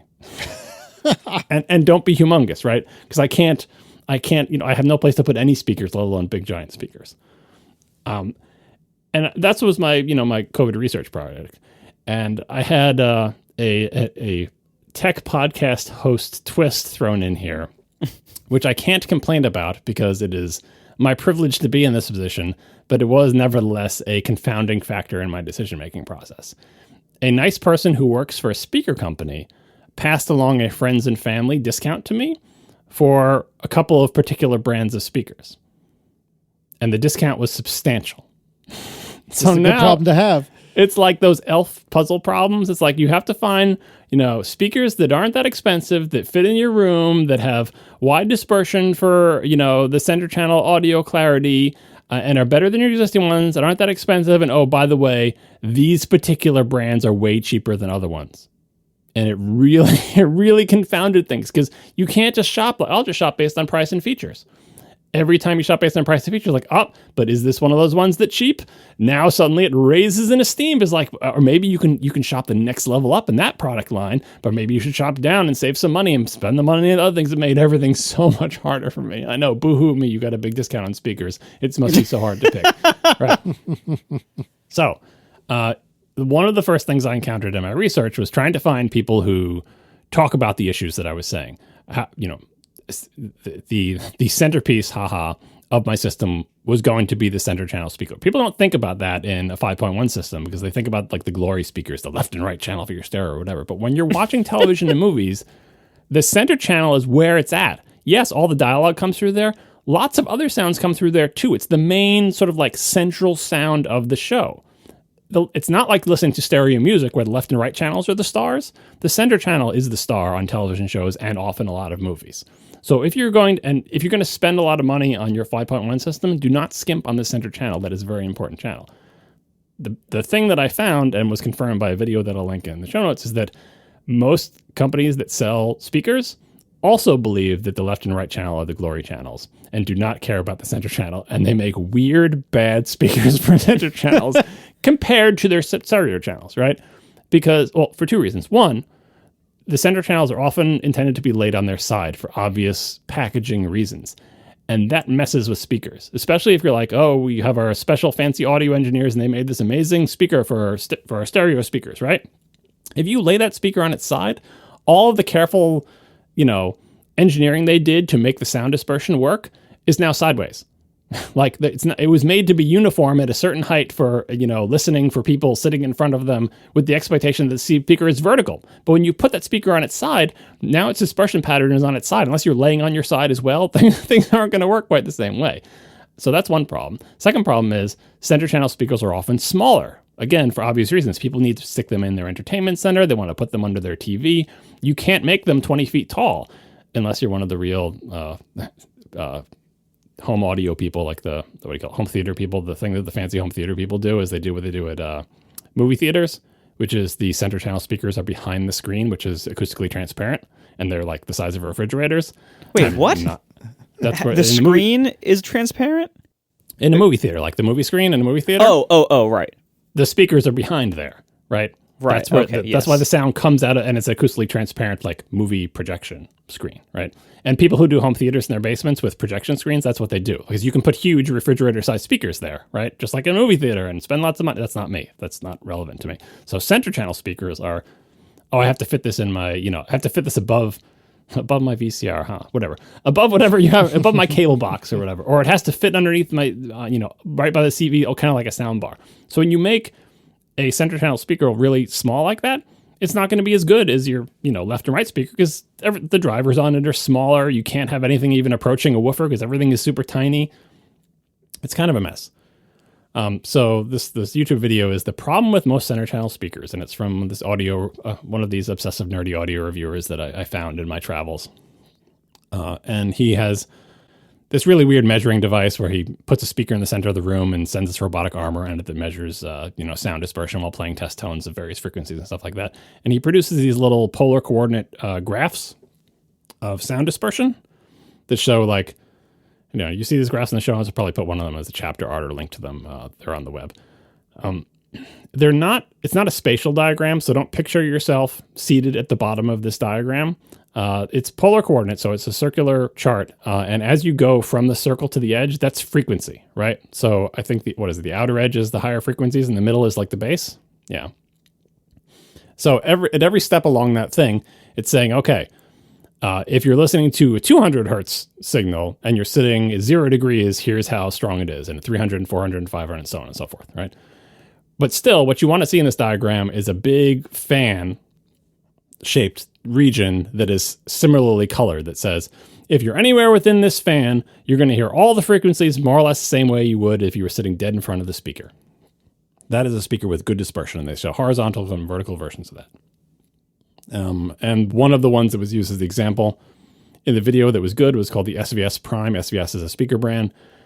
Prime is their product line. The SVS Prime Center had really good dispersion. And he also gave an example, if you scroll down in the show notes, you'll see this, of the Mica MB42XC as an example of a center channel with really bad dispersion. And if you compare the two diagrams, you can see, oh, wow, big difference, right? If you are sitting even, 10 or 20 degrees off axis on this Mica speaker, many frequencies are just gone for you, right? Like, and important frequencies in the words of Kill Bill, frequencies that you will miss, right? Like speech frequencies or, in the speech range, right? You can look at them and it should be all red and dark red. Instead, it's like blue, which is like the minimum color. There's spots where they're blue, green, yellow. You're missing lots of frequencies, even if you're sitting in the seat next to the quote unquote good seat in the couch. So that's an example of a center channel with bad dispersion. And you'll not be shocked to learn that most center channels have really bad dispersion. And one of the reasons cited in the video is that most center channels, since they're laid on their side, are done with like a mid-range and then a tweeter and then a mid-range. So they look like 3 drivers if you take off the little speaker grill. And they're only mid-ranges instead of woofers because they're so skinny, right? So it's a tweeter right in the middle of 2 mid-range drivers. And the interference pattern you get from that is not great with the 2 mid-ranges overlapping with each other and having the typical interference pattern. He does this whole thing with the wave pool, but if you just know how, two sources of waves can interact and leave like dead zones, that happens. And also, with just one tweeters tend to be pretty directional. With just one tweeter pointed in one direction, you're missing out on all those frequencies as well. So the SVS prime center was said, this is a center channel with good dispersion. But that doesn't mean the SVS prime center is a good speaker. It's just saying, hey, dispersion-wise, it sounds the same in all these locations. But then you get into, okay, but how good a speaker is it?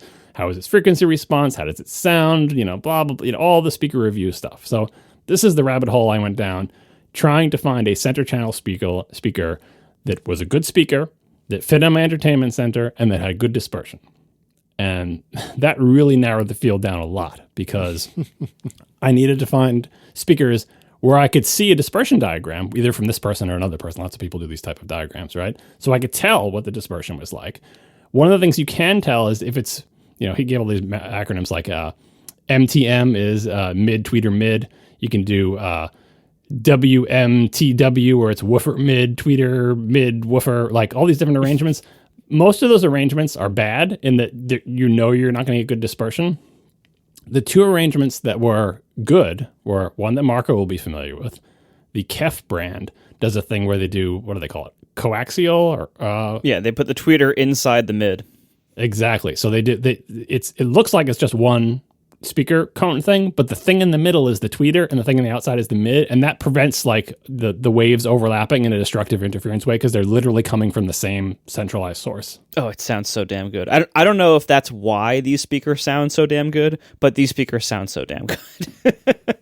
It's not necessarily a big thing about audio quality because that's not what we're talking about. We're talking about dispersion. We're saying if I sit 10 degrees off, does it sound more or less similar to what I'm sitting dead on?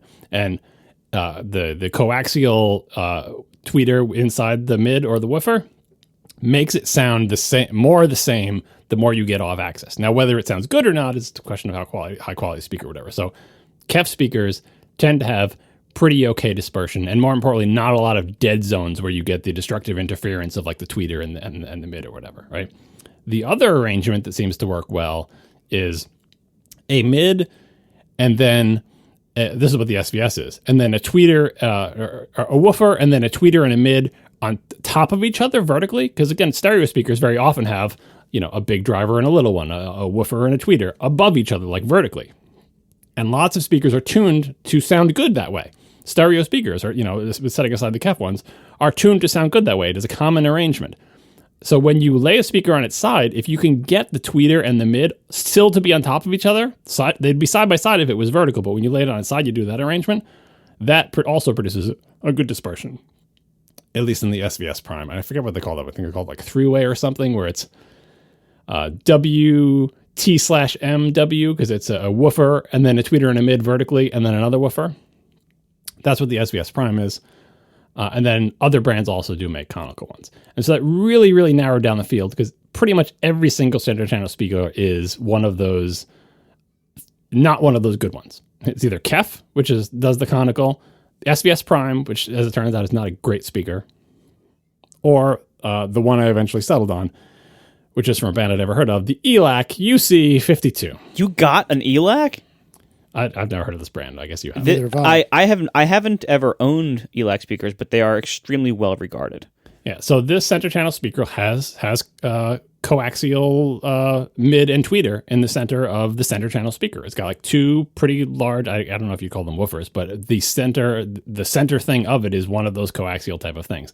It has really good dispersion according to the diagrams. Not as good as the SVS Prime, but still pretty good. And also, it's also a good speaker. Like that's also important. Like you want it to be a good speaker with good frequency response and clarity and all the other crap you can read about or whatever, right?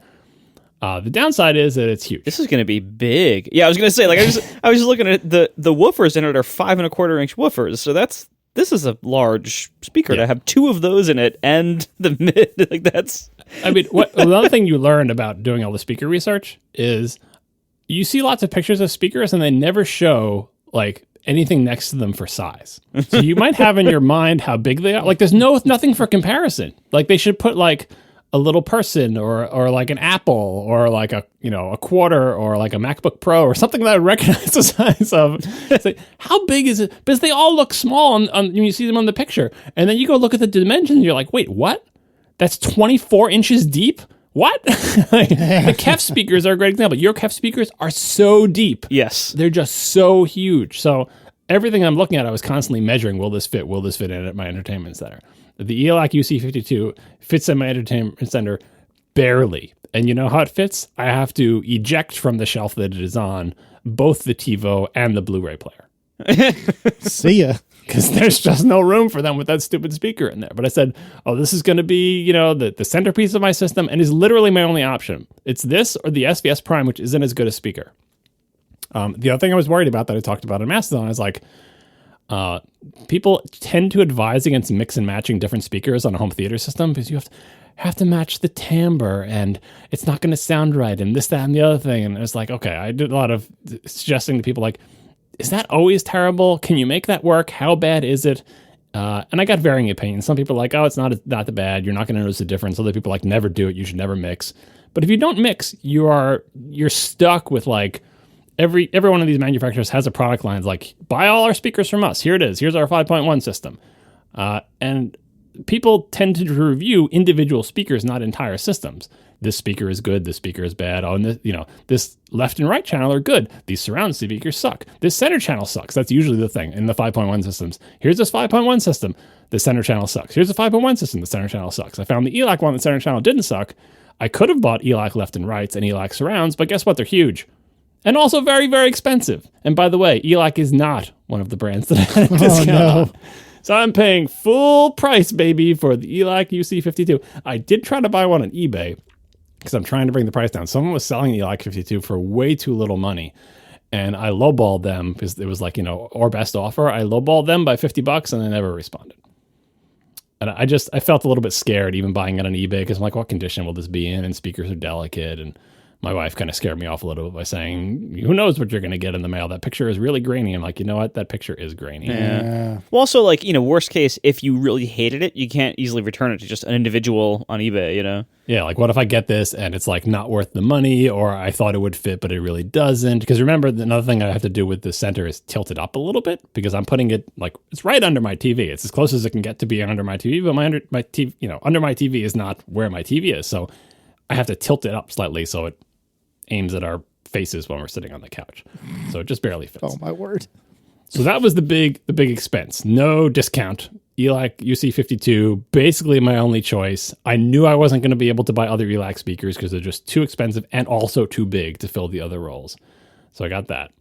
But then after that painful experience, I'm like, you know what? I need to use a discount for the rest of these speakers because I just can't continue at this pace. It's not super expensive. How much is the ELAC? It's like 400 and change or something. Yeah. Yeah, it's not that bad. Like in terms of like volume or weight, you feel like you're getting your money's worth. It's so big.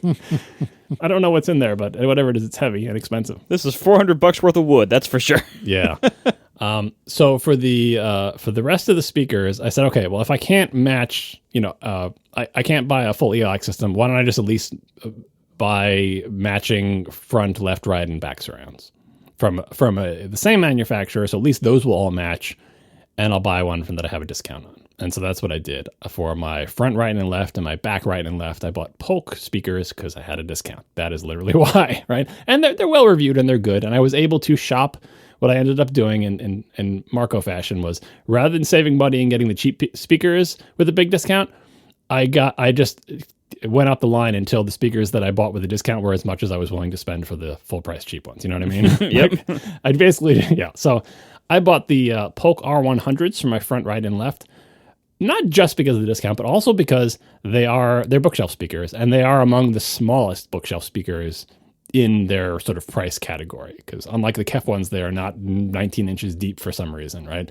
And that was important to me getting them in the room because I have very little place for these to go, and they're like near walls and everything. Like, so I bought those, and I had to buy stands to put them on because they're bookshelf speakers, and I wanted them to be at the right level. And the stands were also expensive, and I didn't get a discount on them. I'm like, maybe I'm Casey. I need to get a discount on everything. If I get a discount on it, I'll buy it. For the back surrounds, I bought the very poorly reviewed Polk XT15 back surround speakers, but honestly, I don't care because they're back surround speakers. Yeah, who cares? They are bigger. They're undoubtedly better than my past speakers, for sure. They are bigger than my past speakers, but so far they have passed the spousal approval. I mean, not approval. She said disapproving things about them when I was setting them up, but didn't demand that I take them down immediately. And I feel like you'll get used to them. Yeah. If they aren't immediately rejected, you're in a good place. Yeah, they are bigger than they were, but they're as small as I could get. I wanted them to be better than my other ones. My other ones were so tiny, and these are okay. So there I've got my 5 speakers here, my expensive center and my Polk right and left and back right and left. And then I need subwoofer. And here is where, so it's like I've got Casey on one shoulder saying, buy a Polk subwoofer, you got a discount. Right? And I've got Marco saying, don't buy it just because you have a discount. Get a good subwoofer. No, that's not. You haven't asked me this question yet. I love having subwoofers. The difference between a great subwoofer and a cheap subwoofer is not as big as the other speakers involved. It is a much smaller difference, and you get severely diminishing returns. The audio reviewing world disagrees with you strongly. There's different there's different characteristics. One thing I love is a force canceling subwoofer. I've mentioned before the Sonos sub is one of those.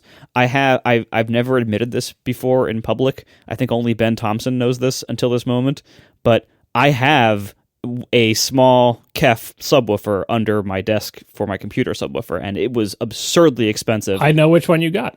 I got the smallest because one. I looked at all the reviews for it, and yes, it was, but it's made of aluminum and it's really heavy. It's actually pretty good. And it's force canceling. And before this, I had some inexpensive one from Amazon. One of those brands that had some kind of hipster name that like seemed like it would be fancy, and you get it, and it's just like particle board, and it's just crap. Do you remember which one it was? Because now I know every subwoofer in the world. I'd have to look it up, but I ended up I sent it back to Westchester, and it's waiting in a closet to be used for something. But that one, it was just too like boomy. Find out which one that is, because I may want to buy it from you. I wouldn't recommend it. I know, I'll get to that in a second, but yeah. So the one you were describing, you said it's force canceling. I believe they mostly describe it kind of Subaru fashion. Kanto. Oh yeah, okay, I know Kanto, and I know those subs. It's not that bad, but the Kef one is way better. Like, it's a good sub, but I believe the Kef one, they describe it in Subaru fashion as essentially horizontally opposed, and not because that's what it is. If you look inside, it's horizontally opposed drivers, but not necessarily force canceling in the same way as the Sonos one is. It's still a very good sub. No, it is. It's the way they don't use that term. But it's the same design. It's the same thing. And there's a couple others on the market that are force canceling, but it's very, very few. The other thing about the Kef one that definitely recommends it is it's good sub and also very small. Yes. For how good it is. That is the key. Very, very small. That's why I was looking at that one until I saw the price, then ran away. Yeah. It also it has a bunch of adjustments on the back. So not only every decent subwoofer will have like the crossover and level adjustments in the back, but because that tells what frequencies to play through the subwoofer and how loudly. Those are very important. But the Kef also has all different adjustments for things like different like little EQ profiles to know how much bass do you want, how boomy do you want it to be, how strong do you want it to punch or whatever. And I found that it was weird, like when I was using the cheaper subwoofer. It's under my computer desk. This is where I listen to music mostly, so it's under my desk. And when I was sitting in my chair, the volume it would take to sound good at my chair level above the desk, and therefore the desk is between the subwoofer and me. At that same volume level with the cheap subwoofer, somebody sitting on the chair, like the kind of like lounge chair behind me, they had a kind of a more direct earshot to it because the desk wasn't blocking it as much. and it sounded way too boomy if you were like not sitting in the desk. And for whatever reason, whatever the design was, that's how the cheap ones sounded. And then when I upgraded to the KEF, that problem went away, and I was able to get a pleasing subwoofer strength at desk level that didn't also sound super boomy to the rest of the room. So that there's lots of advantage to this. People in apartments like them because you can make them like less boomy down low, and make it transmit less to your neighbors. Anyway, I love this ridiculous subwoofer, but it is so expensive. And I didn't even pay full price. It was on sale one day and I picked it up, but it was still like, I can't believe I spent this much on a subwoofer. But there is a difference in those ways. That being said, this was, I paid almost twice as much as whatever I paid for the Sonos Sub a million years ago. And the Sonos Sub has many of those same benefits. Much of the same quality. The only downside of that is that the Sonos Sub has no line in. You can only use it with a small number of Sonos products. And I did look at the Sonos Sub until I realized, hey, what am I doing? I can't use this. This is not a stereo component. The Sonos Sub is great, and it's great for its price. But yeah, you can only use it with a Sonos amp or a couple of Sonos soundbars. If this is the correct subwoofer, the KC62, which that's the looks one. To be, okay, I can tell you that it is very neat that on the back the EQ slider is for room, wall, corner, cabinet, or apartment, which I really enjoy. Yes, it's so good. I really dig that. But also, I can tell you why Marco Arment bought this subwoofer. And it is because there are 4 dip switches on the back. Why are they there? Who knows? But that is huge Marco energy to be able to fiddle with dip switches in the back of a subwoofer. So I understand now. It's the high pass filter. That's why it says HPF above it. I didn't even notice that. Yes. Fair enough. That is very funny. So that KEF subwoofer falls into the category of subs that are kind of made for, they say it like for stereo use. And what they mean is if you're hooking this up to, if, for example, you have bookshelf speakers and you're connecting your phonograph, Casey, to it or whatever. Or your Mac. That's what mine is. I have 2 bookshelf speakers and a subwoofer as a footrest and a bass. If you're in a scenario where you have stereo sound and you want to augment the stereo sound with a subwoofer because your speakers don't have giant woofers on them, like that's what this is for. And a breed of subwoofers have features that are like, hey, we'll sound good in that scenario because we have all sorts of stuff in the back of the sub lets you tweak the way it's blended with the other speakers. For home theater applications, the receiver does all that, right? And so you don't need those features in the back. In fact, when you're in a home theater scenario, what they tell you to do for your subwoofer is the crossover, just set it to maximum because you're telling the sub, just play what you get. And the actual crossover is done in your receiver, and it figures out the correct crossover with your speakers through sound calibration, all that crap, right? Like that. Basically, the receiver has the smarts, so it just needs a sub to essentially be dumb speaker. So it was good that I could shop in the category of subs that are less expensive because they don't have like fancy iOS app controlled DSPs to adjust. Like that's all in my receiver. I already paid for that, right? That's all in my Dirac, blah, blah, blah. Like, so the smarts are there. This just needs to be dumb. The thing with subwoofers though, as I was talking about Marco's small one, and the reason I was looking at that one, I don't have a lot of room for a subwoofer. Because I don't have a lot of room for everything in this room. I don't have a lot of room physically. I don't have a lot of room mentally. Family-wise, because one of the good things about the Sonos Sub is it's relatively small. Like you can hide it somewhere, you can tuck it behind something. "Quote unquote" good subs tend to be larger than you think, larger than anybody wants in their house, unless you have like a dedicated theater room where you can hide it with a plant or something. And I couldn't do that, right? Actually, they make good plant stands. Like my Sonos Sub upstairs here, I believe it has 2 plants on top of it, and because it's just a big rectangle. And actually, the little KEF one, the top is a little too rounded. You can't really put stuff on top of it. But it's fine. It's a footrest. Yeah. It's kind of marshmallowy. Yeah. Yeah. But the Sonos Sub is great. Nice flat top. Don't put anything on top of a sub unless it is force canceling / horizontally opposed, because otherwise it will shake off. Yes, exactly. Put your crystal collection up there. Yeah. So my previous sub, because it was part of the world's tiniest 5.1 system, was, not tiny, but I came to think of like, oh, this is how big subwoofers are. So I'll just find one that's the same size. The answer is no, you won't. Like the KEF is actually smaller, but almost every other subwoofer is bigger. And that led me down the very quickly diverging fork in the road of subwoofers, which is sealed versus ported. Sealed subwoofer is a subwoofer that has a big giant speaker cone in it, and it looks like a giant speaker with a big giant speaker cone, right?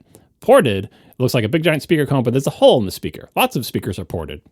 If you see a stereo speaker and there's a hole in the front or the back of it, that is a port. It allows air to flow in and out. In subwoofers, the ports are tuned to be resonant at a particular frequency. It makes the subwoofer more powerful at lower frequencies. Ported subwoofers tend to go louder, lower.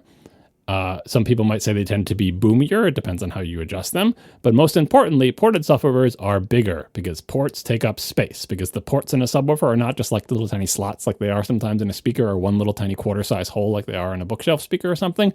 The ports are big. They take up room. There's a plastic tube in there for air to go down that is a particular length and shape tuned for its use.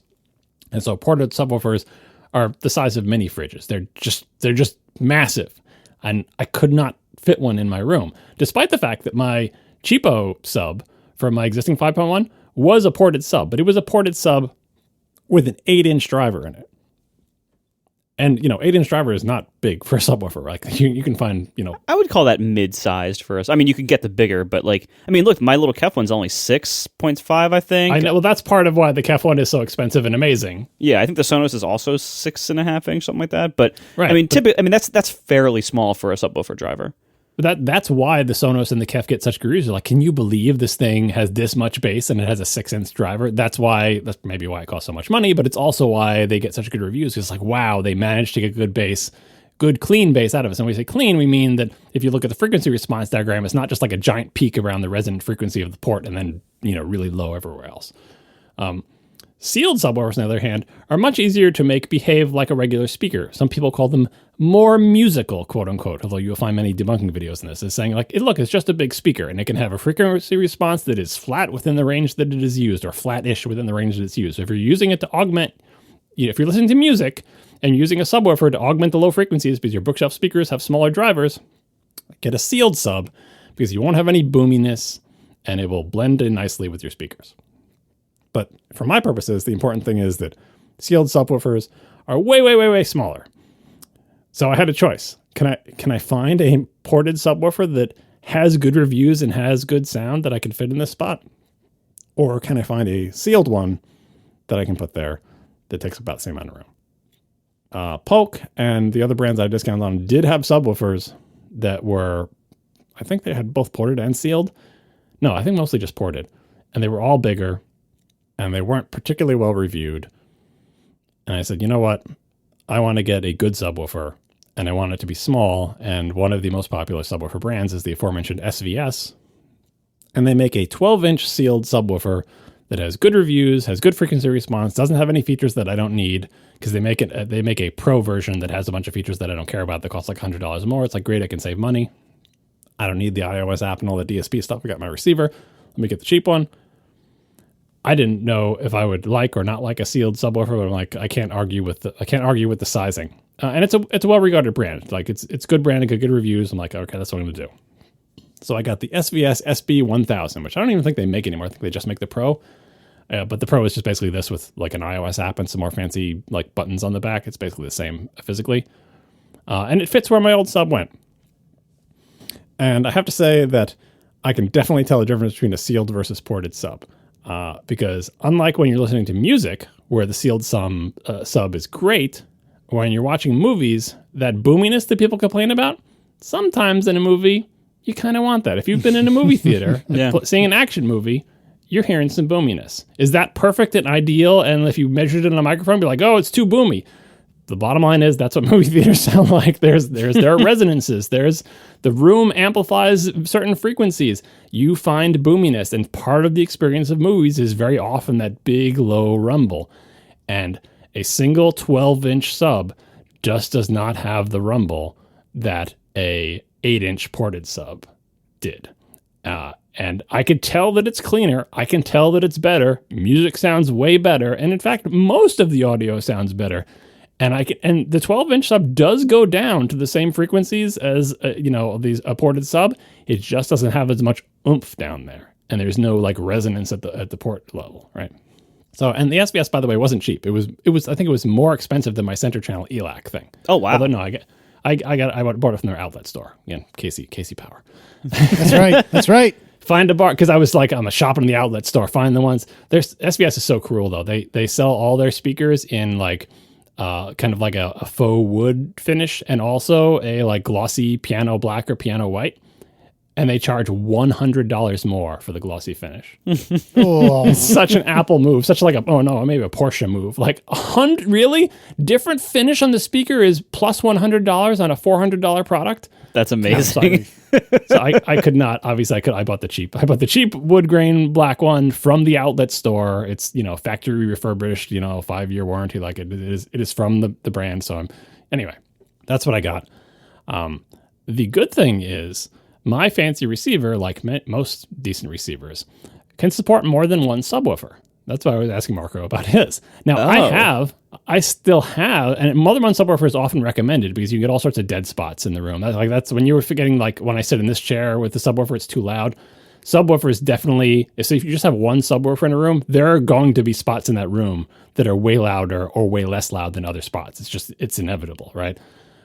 Having multiple subwoofers is a way to kind of fill that in, to try to make it more even, right? So you could have 2 subwoofers at less volume than you had the one, and you'll have a more even distribution of, where the subwoofer goes. So I did try hooking up my old 8-inch ported sub in addition to the sealed one. That definitely brings back the boom, let me tell you. And so you kind of get the best of both worlds.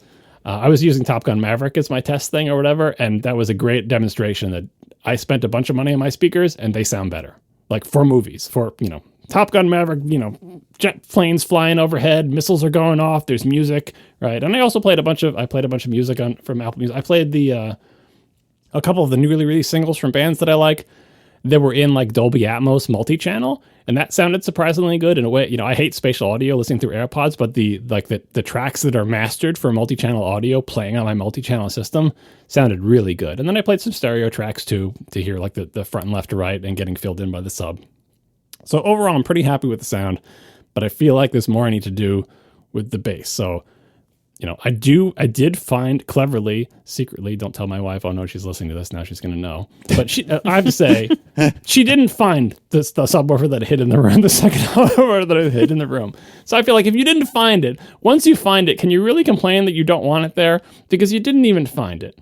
Anyway, I do have a place for the second subwoofer, but my second subwoofer is, 10, 15 years old, very cheap, and it makes a very low humming noise when it's plugged in. Oh, no. That's no good. It has always made that noise. Is it like a 60 hertz ground loop kind of hum, or is it just like just amplifier noise?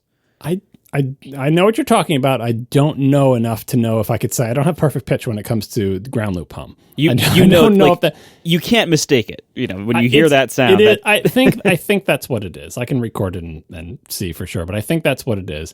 And it has always made that sound, and the volume is really low. And because it is like on the floor behind stuff, you tend not to hear it. And I've never mentioned it to anyone, but it does make that sound. And I was happy to get my fancy new sub, which does not make any noise when it's plugged in, like good audio components shouldn't, as would imagine. And I was like, wow, it'll be great to have that hum gone, right? And also, by the way, my wife did notice this. When you adjust the volume on the receiver, occasionally the old sub would make a little boop, boop every time you want the volume go up and down, right? It's like from interference, or who the hell knows? It's really old. It's really cheap. Like, it's not super high quality component. It has had years of good service, right? But she did notice recently that it's been doing that. It's probably been getting worse over time. So I don't want to have my old sub hooked up to my fancy new system. So I thought maybe I could just like flick it on when we watch movies and then turn it off. But it makes the hum whenever it's plugged in, even when it's turned off. Which again lends credence to the theory that it's ground loop 60 hertz hum type stuff.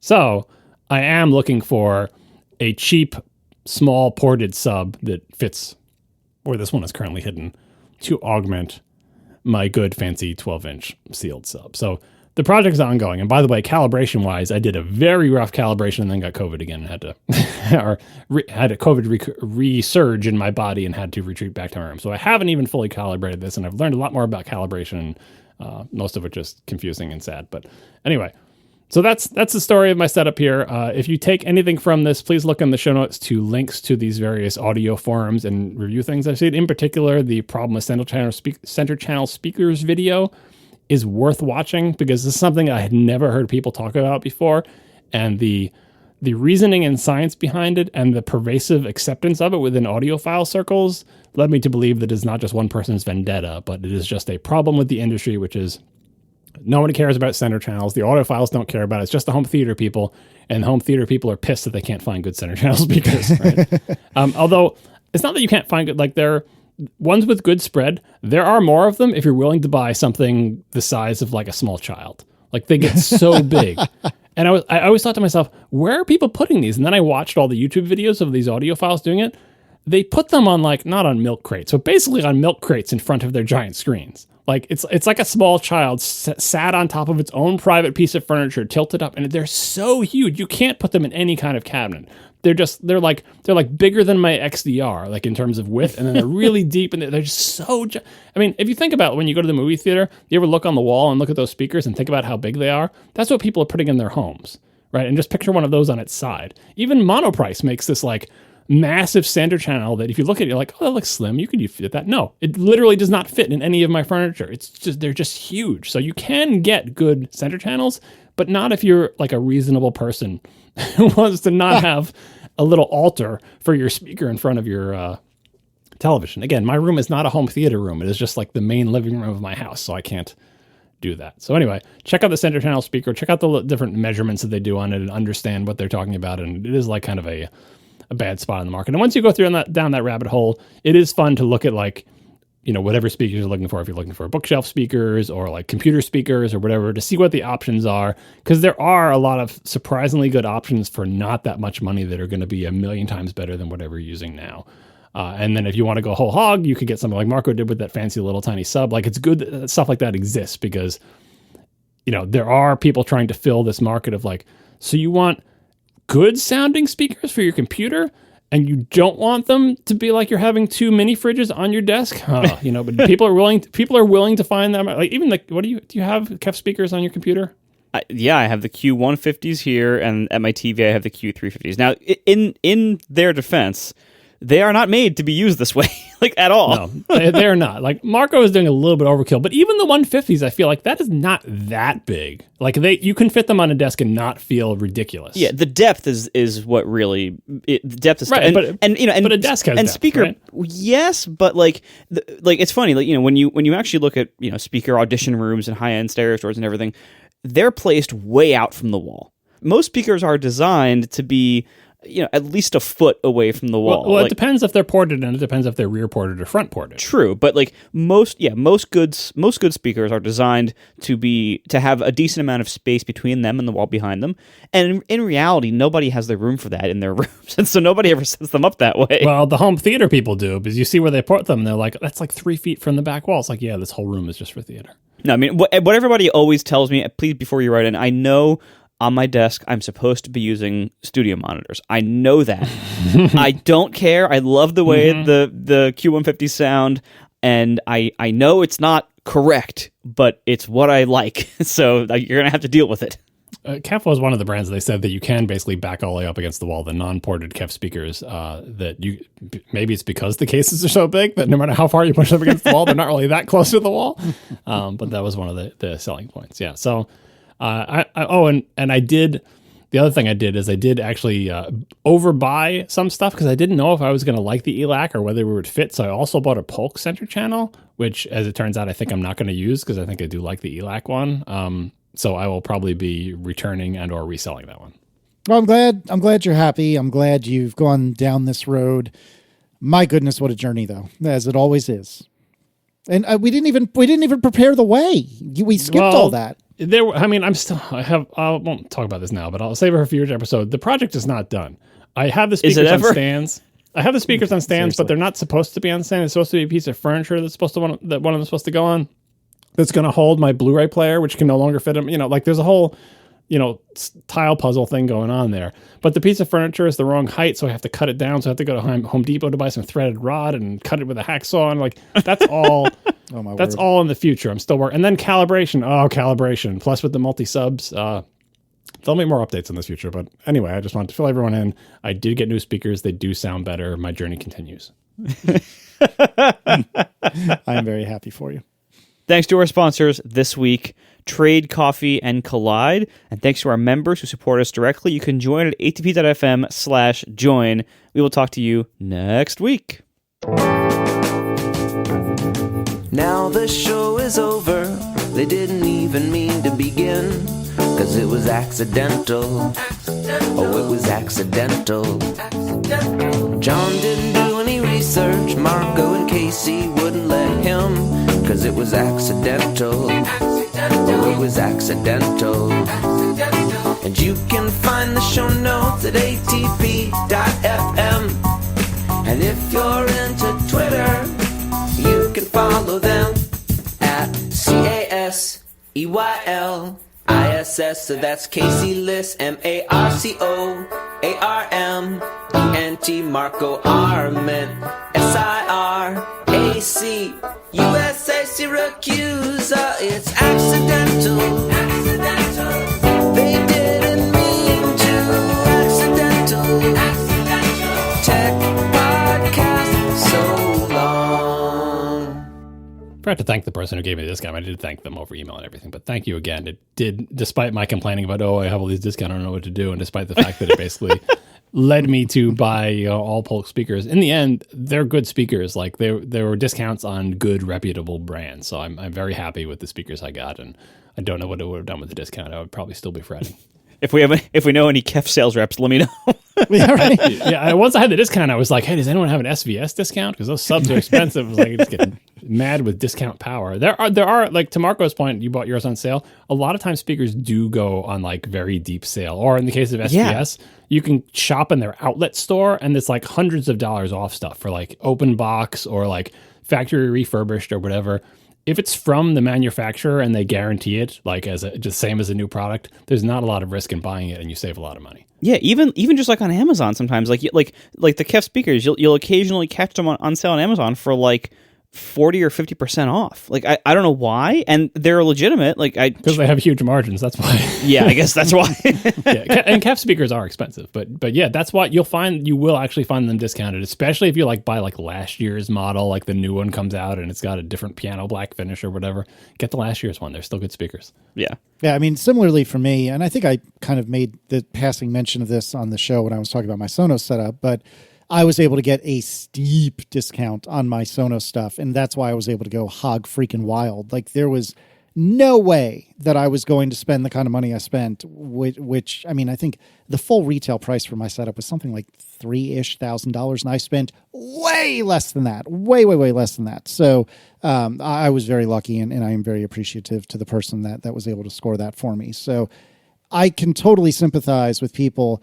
You know, if you're paying full price for all this stuff, which I do for almost everything I buy, I just happen to get lucky on the Sonos stuff, it gets expensive fast. Like home theater stuff, I don't know if you've noticed, John, but home theater stuff gets pricey real quick. But other things, like you can't, like it's best to just wait. Like don't wait for like Black Friday or whatever. Like wait for that particular brand of speaker to go on sale, because it's not like, you know, even the friends and family discount that I described. When you get an Apple friends and family discount, it's like, you know, 5% off, $50 back on your phones. Like it's like, you know, it's not nothing, but it's not significant.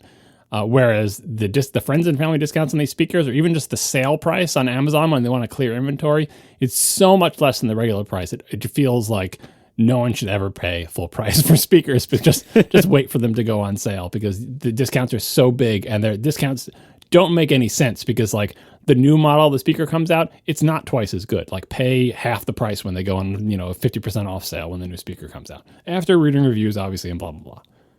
I will say, though, one nitpick I have, or one nit I have to pick with you, John, on this topic is people, and I mean, maybe I think it's mostly your fault by constantly telling me how good a center channel is, but people keep telling me, from you to our friend Ben Thompson to many others, oh, just try a center channel. You got to try it.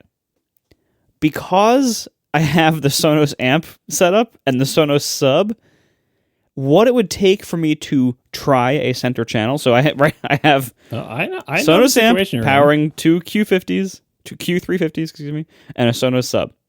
there is no way to use the Sonos sub with any left and right channel speaker setup, as far as I can tell.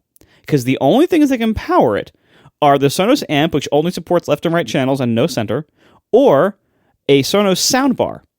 And as far as I know, you can't connect separate left and right speakers to a Sonos soundbar. You can't even use Sonos's own wireless, but you can use them as rears. Like if you have a Sonos soundbar, you can get two other Sonos speakers and use them as rears, but you can't use them as front, left, and right. It's the most frustrating limitation. I think your KEF does this. One of the features that a lot of subs have is they say basically, hey, just send me the sub, your left and right channels, as well as the sub, and then you connect your left and right speakers to the sub. Yeah. So Sonos could have done that if it want. Like lots of subs do that, because like, we know you don't have a way to connect all this stuff up. So just send all the music to the sub, and the sub with its fancy stuff will figure out how to distribute the audio, and then your left and right will be connected to the sub. But yeah, Sonos, there was the interview with like the CEO of Sonos talking about their new speakers that actually have line in on them, because what they basically said is, hey, people are buying record players like dummies, and they want to connect their record players. And they want to connect their record players to their speakers. And the record players, like you can buy like a Bluetooth dongle and stuff like that, but people say, hey, I have this phono output. Can I just plug this into your speaker? And so the latest Sonos speakers actually do have a line in on them. Still, they're not like stereo components. Well, they probably don't have phono preamps though. Yeah. Well, I think they do. I think they said specifically that whether it figures out or there's a switch, what we're talking about is the record players, because they're record players and super old, put out output at a different level than you get from other sources. So your thing that is getting the input needs to know, hey, this is phono input. This is from a phonograph. This is from the 1900s, right? Yeah, well, because what most people don't know is that record players did not output regular line level audio the way we know it in more modern terms. They have records were mastered with a special EQ that basically reduced the version of the sound that's encoded on the record has way less bass, because large bass frequencies encoded there would actually make the needle jump out of the track.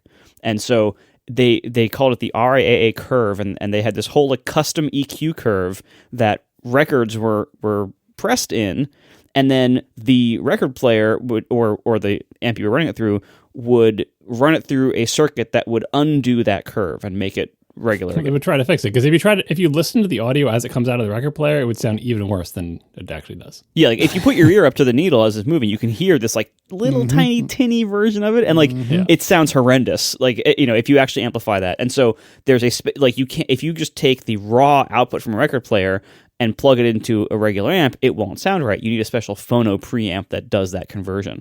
And so I'll look it up. I wonder do the new Sonos era speakers actually have that built in? I mean, he specifically said it. He said it was for that. It could be that he's assuming modern record players have line level out. I think that's correct. That's the thing. So yeah, most if you go out today and buy a modern hipster record player, they all first of all, they all have Bluetooth in them, but second of all, they also all have built-in phono preamps. So this is not a thing you have to worry about with quote new record players.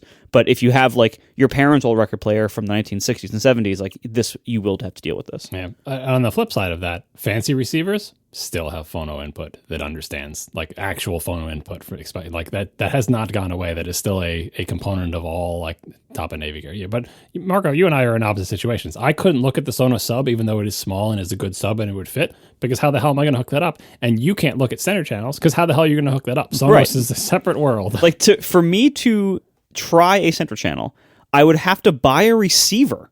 And redo that whole setup, because or a different soundbar. I couldn't use the Sonos amp or the Sonos sub anymore. I'd have to get rid of both of those components, which I love, and then replace them with the receiver, which would be this giant thing that would take up more space, would have its own remote, would have its own controls. That's why I love my setup. It's super simple. That's the Sonos amp does not have a remote control. It just takes volume from the TV through HDMI eARC or whatever. And so it volume's controlled by the TV. It automatically switches inputs. It's wonderful. It's like having it's like the small box allows me to plug in passive bookshelf speakers and a wireless sub almost directly into my TV. It's wonderful. And so yeah, to try a center channel would be somewhat involved. I mean, you could get a Sonos soundbar, and then you would. Oh no, you wouldn't be able to use your left and right channels. You're right. Never mind. Now you know how much Marco loves soundbars. Yeah, that's the other thing people complain about. In general, soundbars demand to be your left and right. They're like, no, I'm a soundbar. I will not be your center channel. Yeah. Well, because then otherwise, that ruins the illusion that they're anything but a trumped up center channel. Yeah, I mean that's the part of the center channel, the soundbar and center channels have some of the same problems. The soundbars have to be slim to fit where they fit, and that means the drivers in them need to be small, and that means they need to be augmented by a subwoofer, and it's difficult. At least subwoofers, soundbars at least are engineered to try to sound good, because it's not like they're an afterthought. That's the whole product. The soundbar is the product, so they try to make them sound good. Whereas center channels in 5.1 or 7.1 or whatever systems, it's always just like an afterthought speaker. It's almost like kind of like the Mac Pro, where they didn't want to spend the engineering resources. All the resources go to the left and right, things, the big tower speakers, like to get them to sound good, to get them to have a good dispersion pattern with no dead zones and carefully tuned or whatever. And then they say, okay, we need a speaker for the center. Slap something in there. And before you ask, one of the things people think is like, well, what if you just take a left or a right speaker, like one of the good ones of the engineer, and lay it on its side? That tends not to work well, because again, the dispersion pattern is made for it to be vertical. Once you lay it on its side, it makes everything all cattywampus. But I did look into it. The other problem is that even bookshelf speakers are pretty darn big. And so at least center channels tried to be slimish. Like a bookshelf speaker that had the drivers that the size of my center channel does, laid on its side, wouldn't fit, because they would arrange them differently there. So it's a tough situation. Real-time follow-up to go back to the Sonos line-in discussion. Yeah, I was thinking about it, and I was like, wait, I feel like I had to cross this Rubicon at some point. And so I'm looking at my Sonos port, which is not the same as the speakers, but presumably would work. It's an amp without the amp. Yeah, exactly. And when I was setting up the turntable coming into the port, because the port has in and out, and so the port is what's also driving my porch speakers, and the port drives the amp, which drives the outdoor speakers. Well, anyways, in the port settings, there's line in, which you can set what the name is and whatnot. And you can also set the source level, which runs from level 1, which is labeled as low. 2 is considered AV component. 4 is labeled as AirPlay. 6 is labeled as Mac computer. There's all 1 through 10.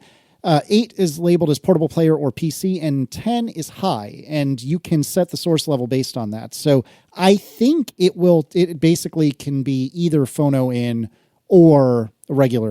But you're talking about levels versus the actual EQ change. Like that's if it does not say it has a phono preamp, it doesn't. Oh no, that's a fair point. That's a fair point. Yeah, I'm honestly not sure. I'm trying to look at the documentation. I'm really honestly not sure. I mean, like the Sonos stuff is not AV equipment. Every AV receiver has a phono input, which is hilarious when you see all the stuff that's in the back. But they all have it, because it's just like that's the same reason they have giant knobs in the front. It's like it's just what you do.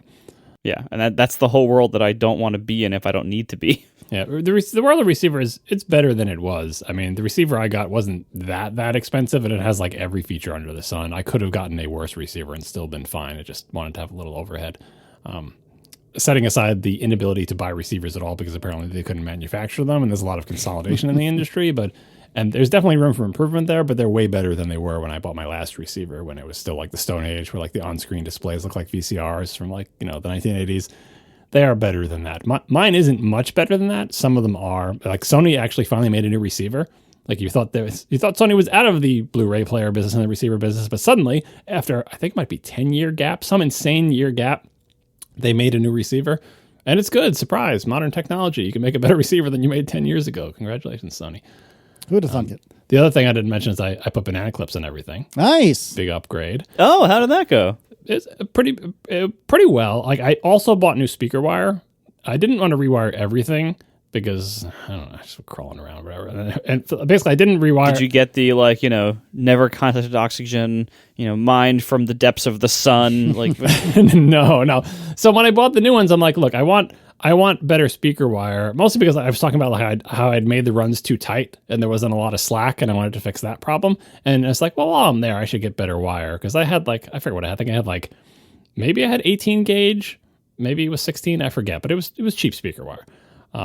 But I decided to rewire, but I didn't rewire everything. So I didn't rewire the back surrounds because, again, who cares? They're small speakers, and I didn't want those are the wires that run the longest, and I have to move the most furniture. So I didn't rewire those, but I rewired my front left and right, and my center. And my sub already had a big thick, sub speaker going to it, so that was fine. And I bought wire with like a one of those like a sheath on it for in-wall use, even though mine aren't in the walls, just because the sheath was white and it would blend with my baseboard that's also white instead of being like, speaker wire color, speaker wire brown. It could be the same color as the ROS for all we know. Right? Speaker wire brown does not blend with my baseboard. It does blend with my hardwood floors, but anyway. So I bought white sheathed 14 gauge wire, which is probably overkill for speakers that are like 3 feet from my TV, but whatever. And then I rewired everything, and the wire is thicker, obviously, it's 14 gauge. As the gauge number goes down, the wire gets thicker. And it's got the sheath on it, but it let me sort of get clean connections to the new banana clips, and that all worked out pretty well. I'm happy that I did the banana clips because now I can easily connect and disconnect the speakers, and I don't have to worry about like metal fatigue slowly making them come undone because they're screwed into these little posts or whatever. And I put banana clips on the back surrounds as well, so that was a big upgrade. Nice. Highly endorsed banana clips. My recommendation for people's speaker wire needs is the first time you need to make your own speaker wire lengths for whatever reason, just go buy a spool. Yeah, that's what I bought. I bought a spool. Yeah, buy a spool of inexpensive, cheaper, speaker wire, Amazon, Monoprice, or whatever.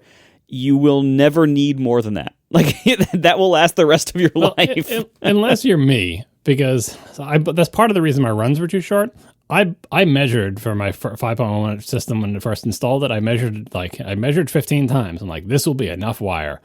But it's kind of like, the shore of England or whatever, shore of Scotland. It's got lots of little kinks in it. And so you're measuring all this stuff and you think you measured it all, but did you account for the vertical runs? Did you account for how far it has to go into your entertainment center? And I bought like I think 100-foot spool, and I ended up using pretty much all of it.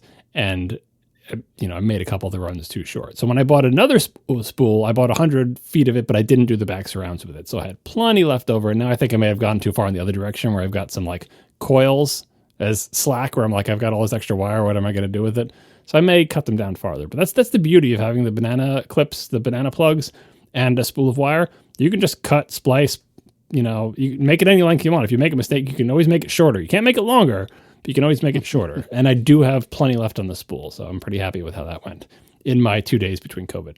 You did a lot in those 2 days. Yeah, I seriously. did. Like basically on the first day, I spent the whole day just crawling around on the floor, removed everything in the entertainment center, just crawling around back there, pulling out all the old wires, putting everything in. It's refreshing. Just if you can imagine the back of an AV receiver with, six pairs of wire. I mean, I do the math wrong all the time. It was 5.1, right? Well, it's 5 speakers plus you got the subwoofer. But anyway, each one of those is like this little speaker wire, and it's split, and then like the little stranded, wire that's twisted and shoved into a little hole and screwed down on it, and they're all so close to each other. It's just such a mess to just rip all that out and to have plugs, plug. It's so much nicer. I feel so much better. It's just like a dream. I should have done this ages ago.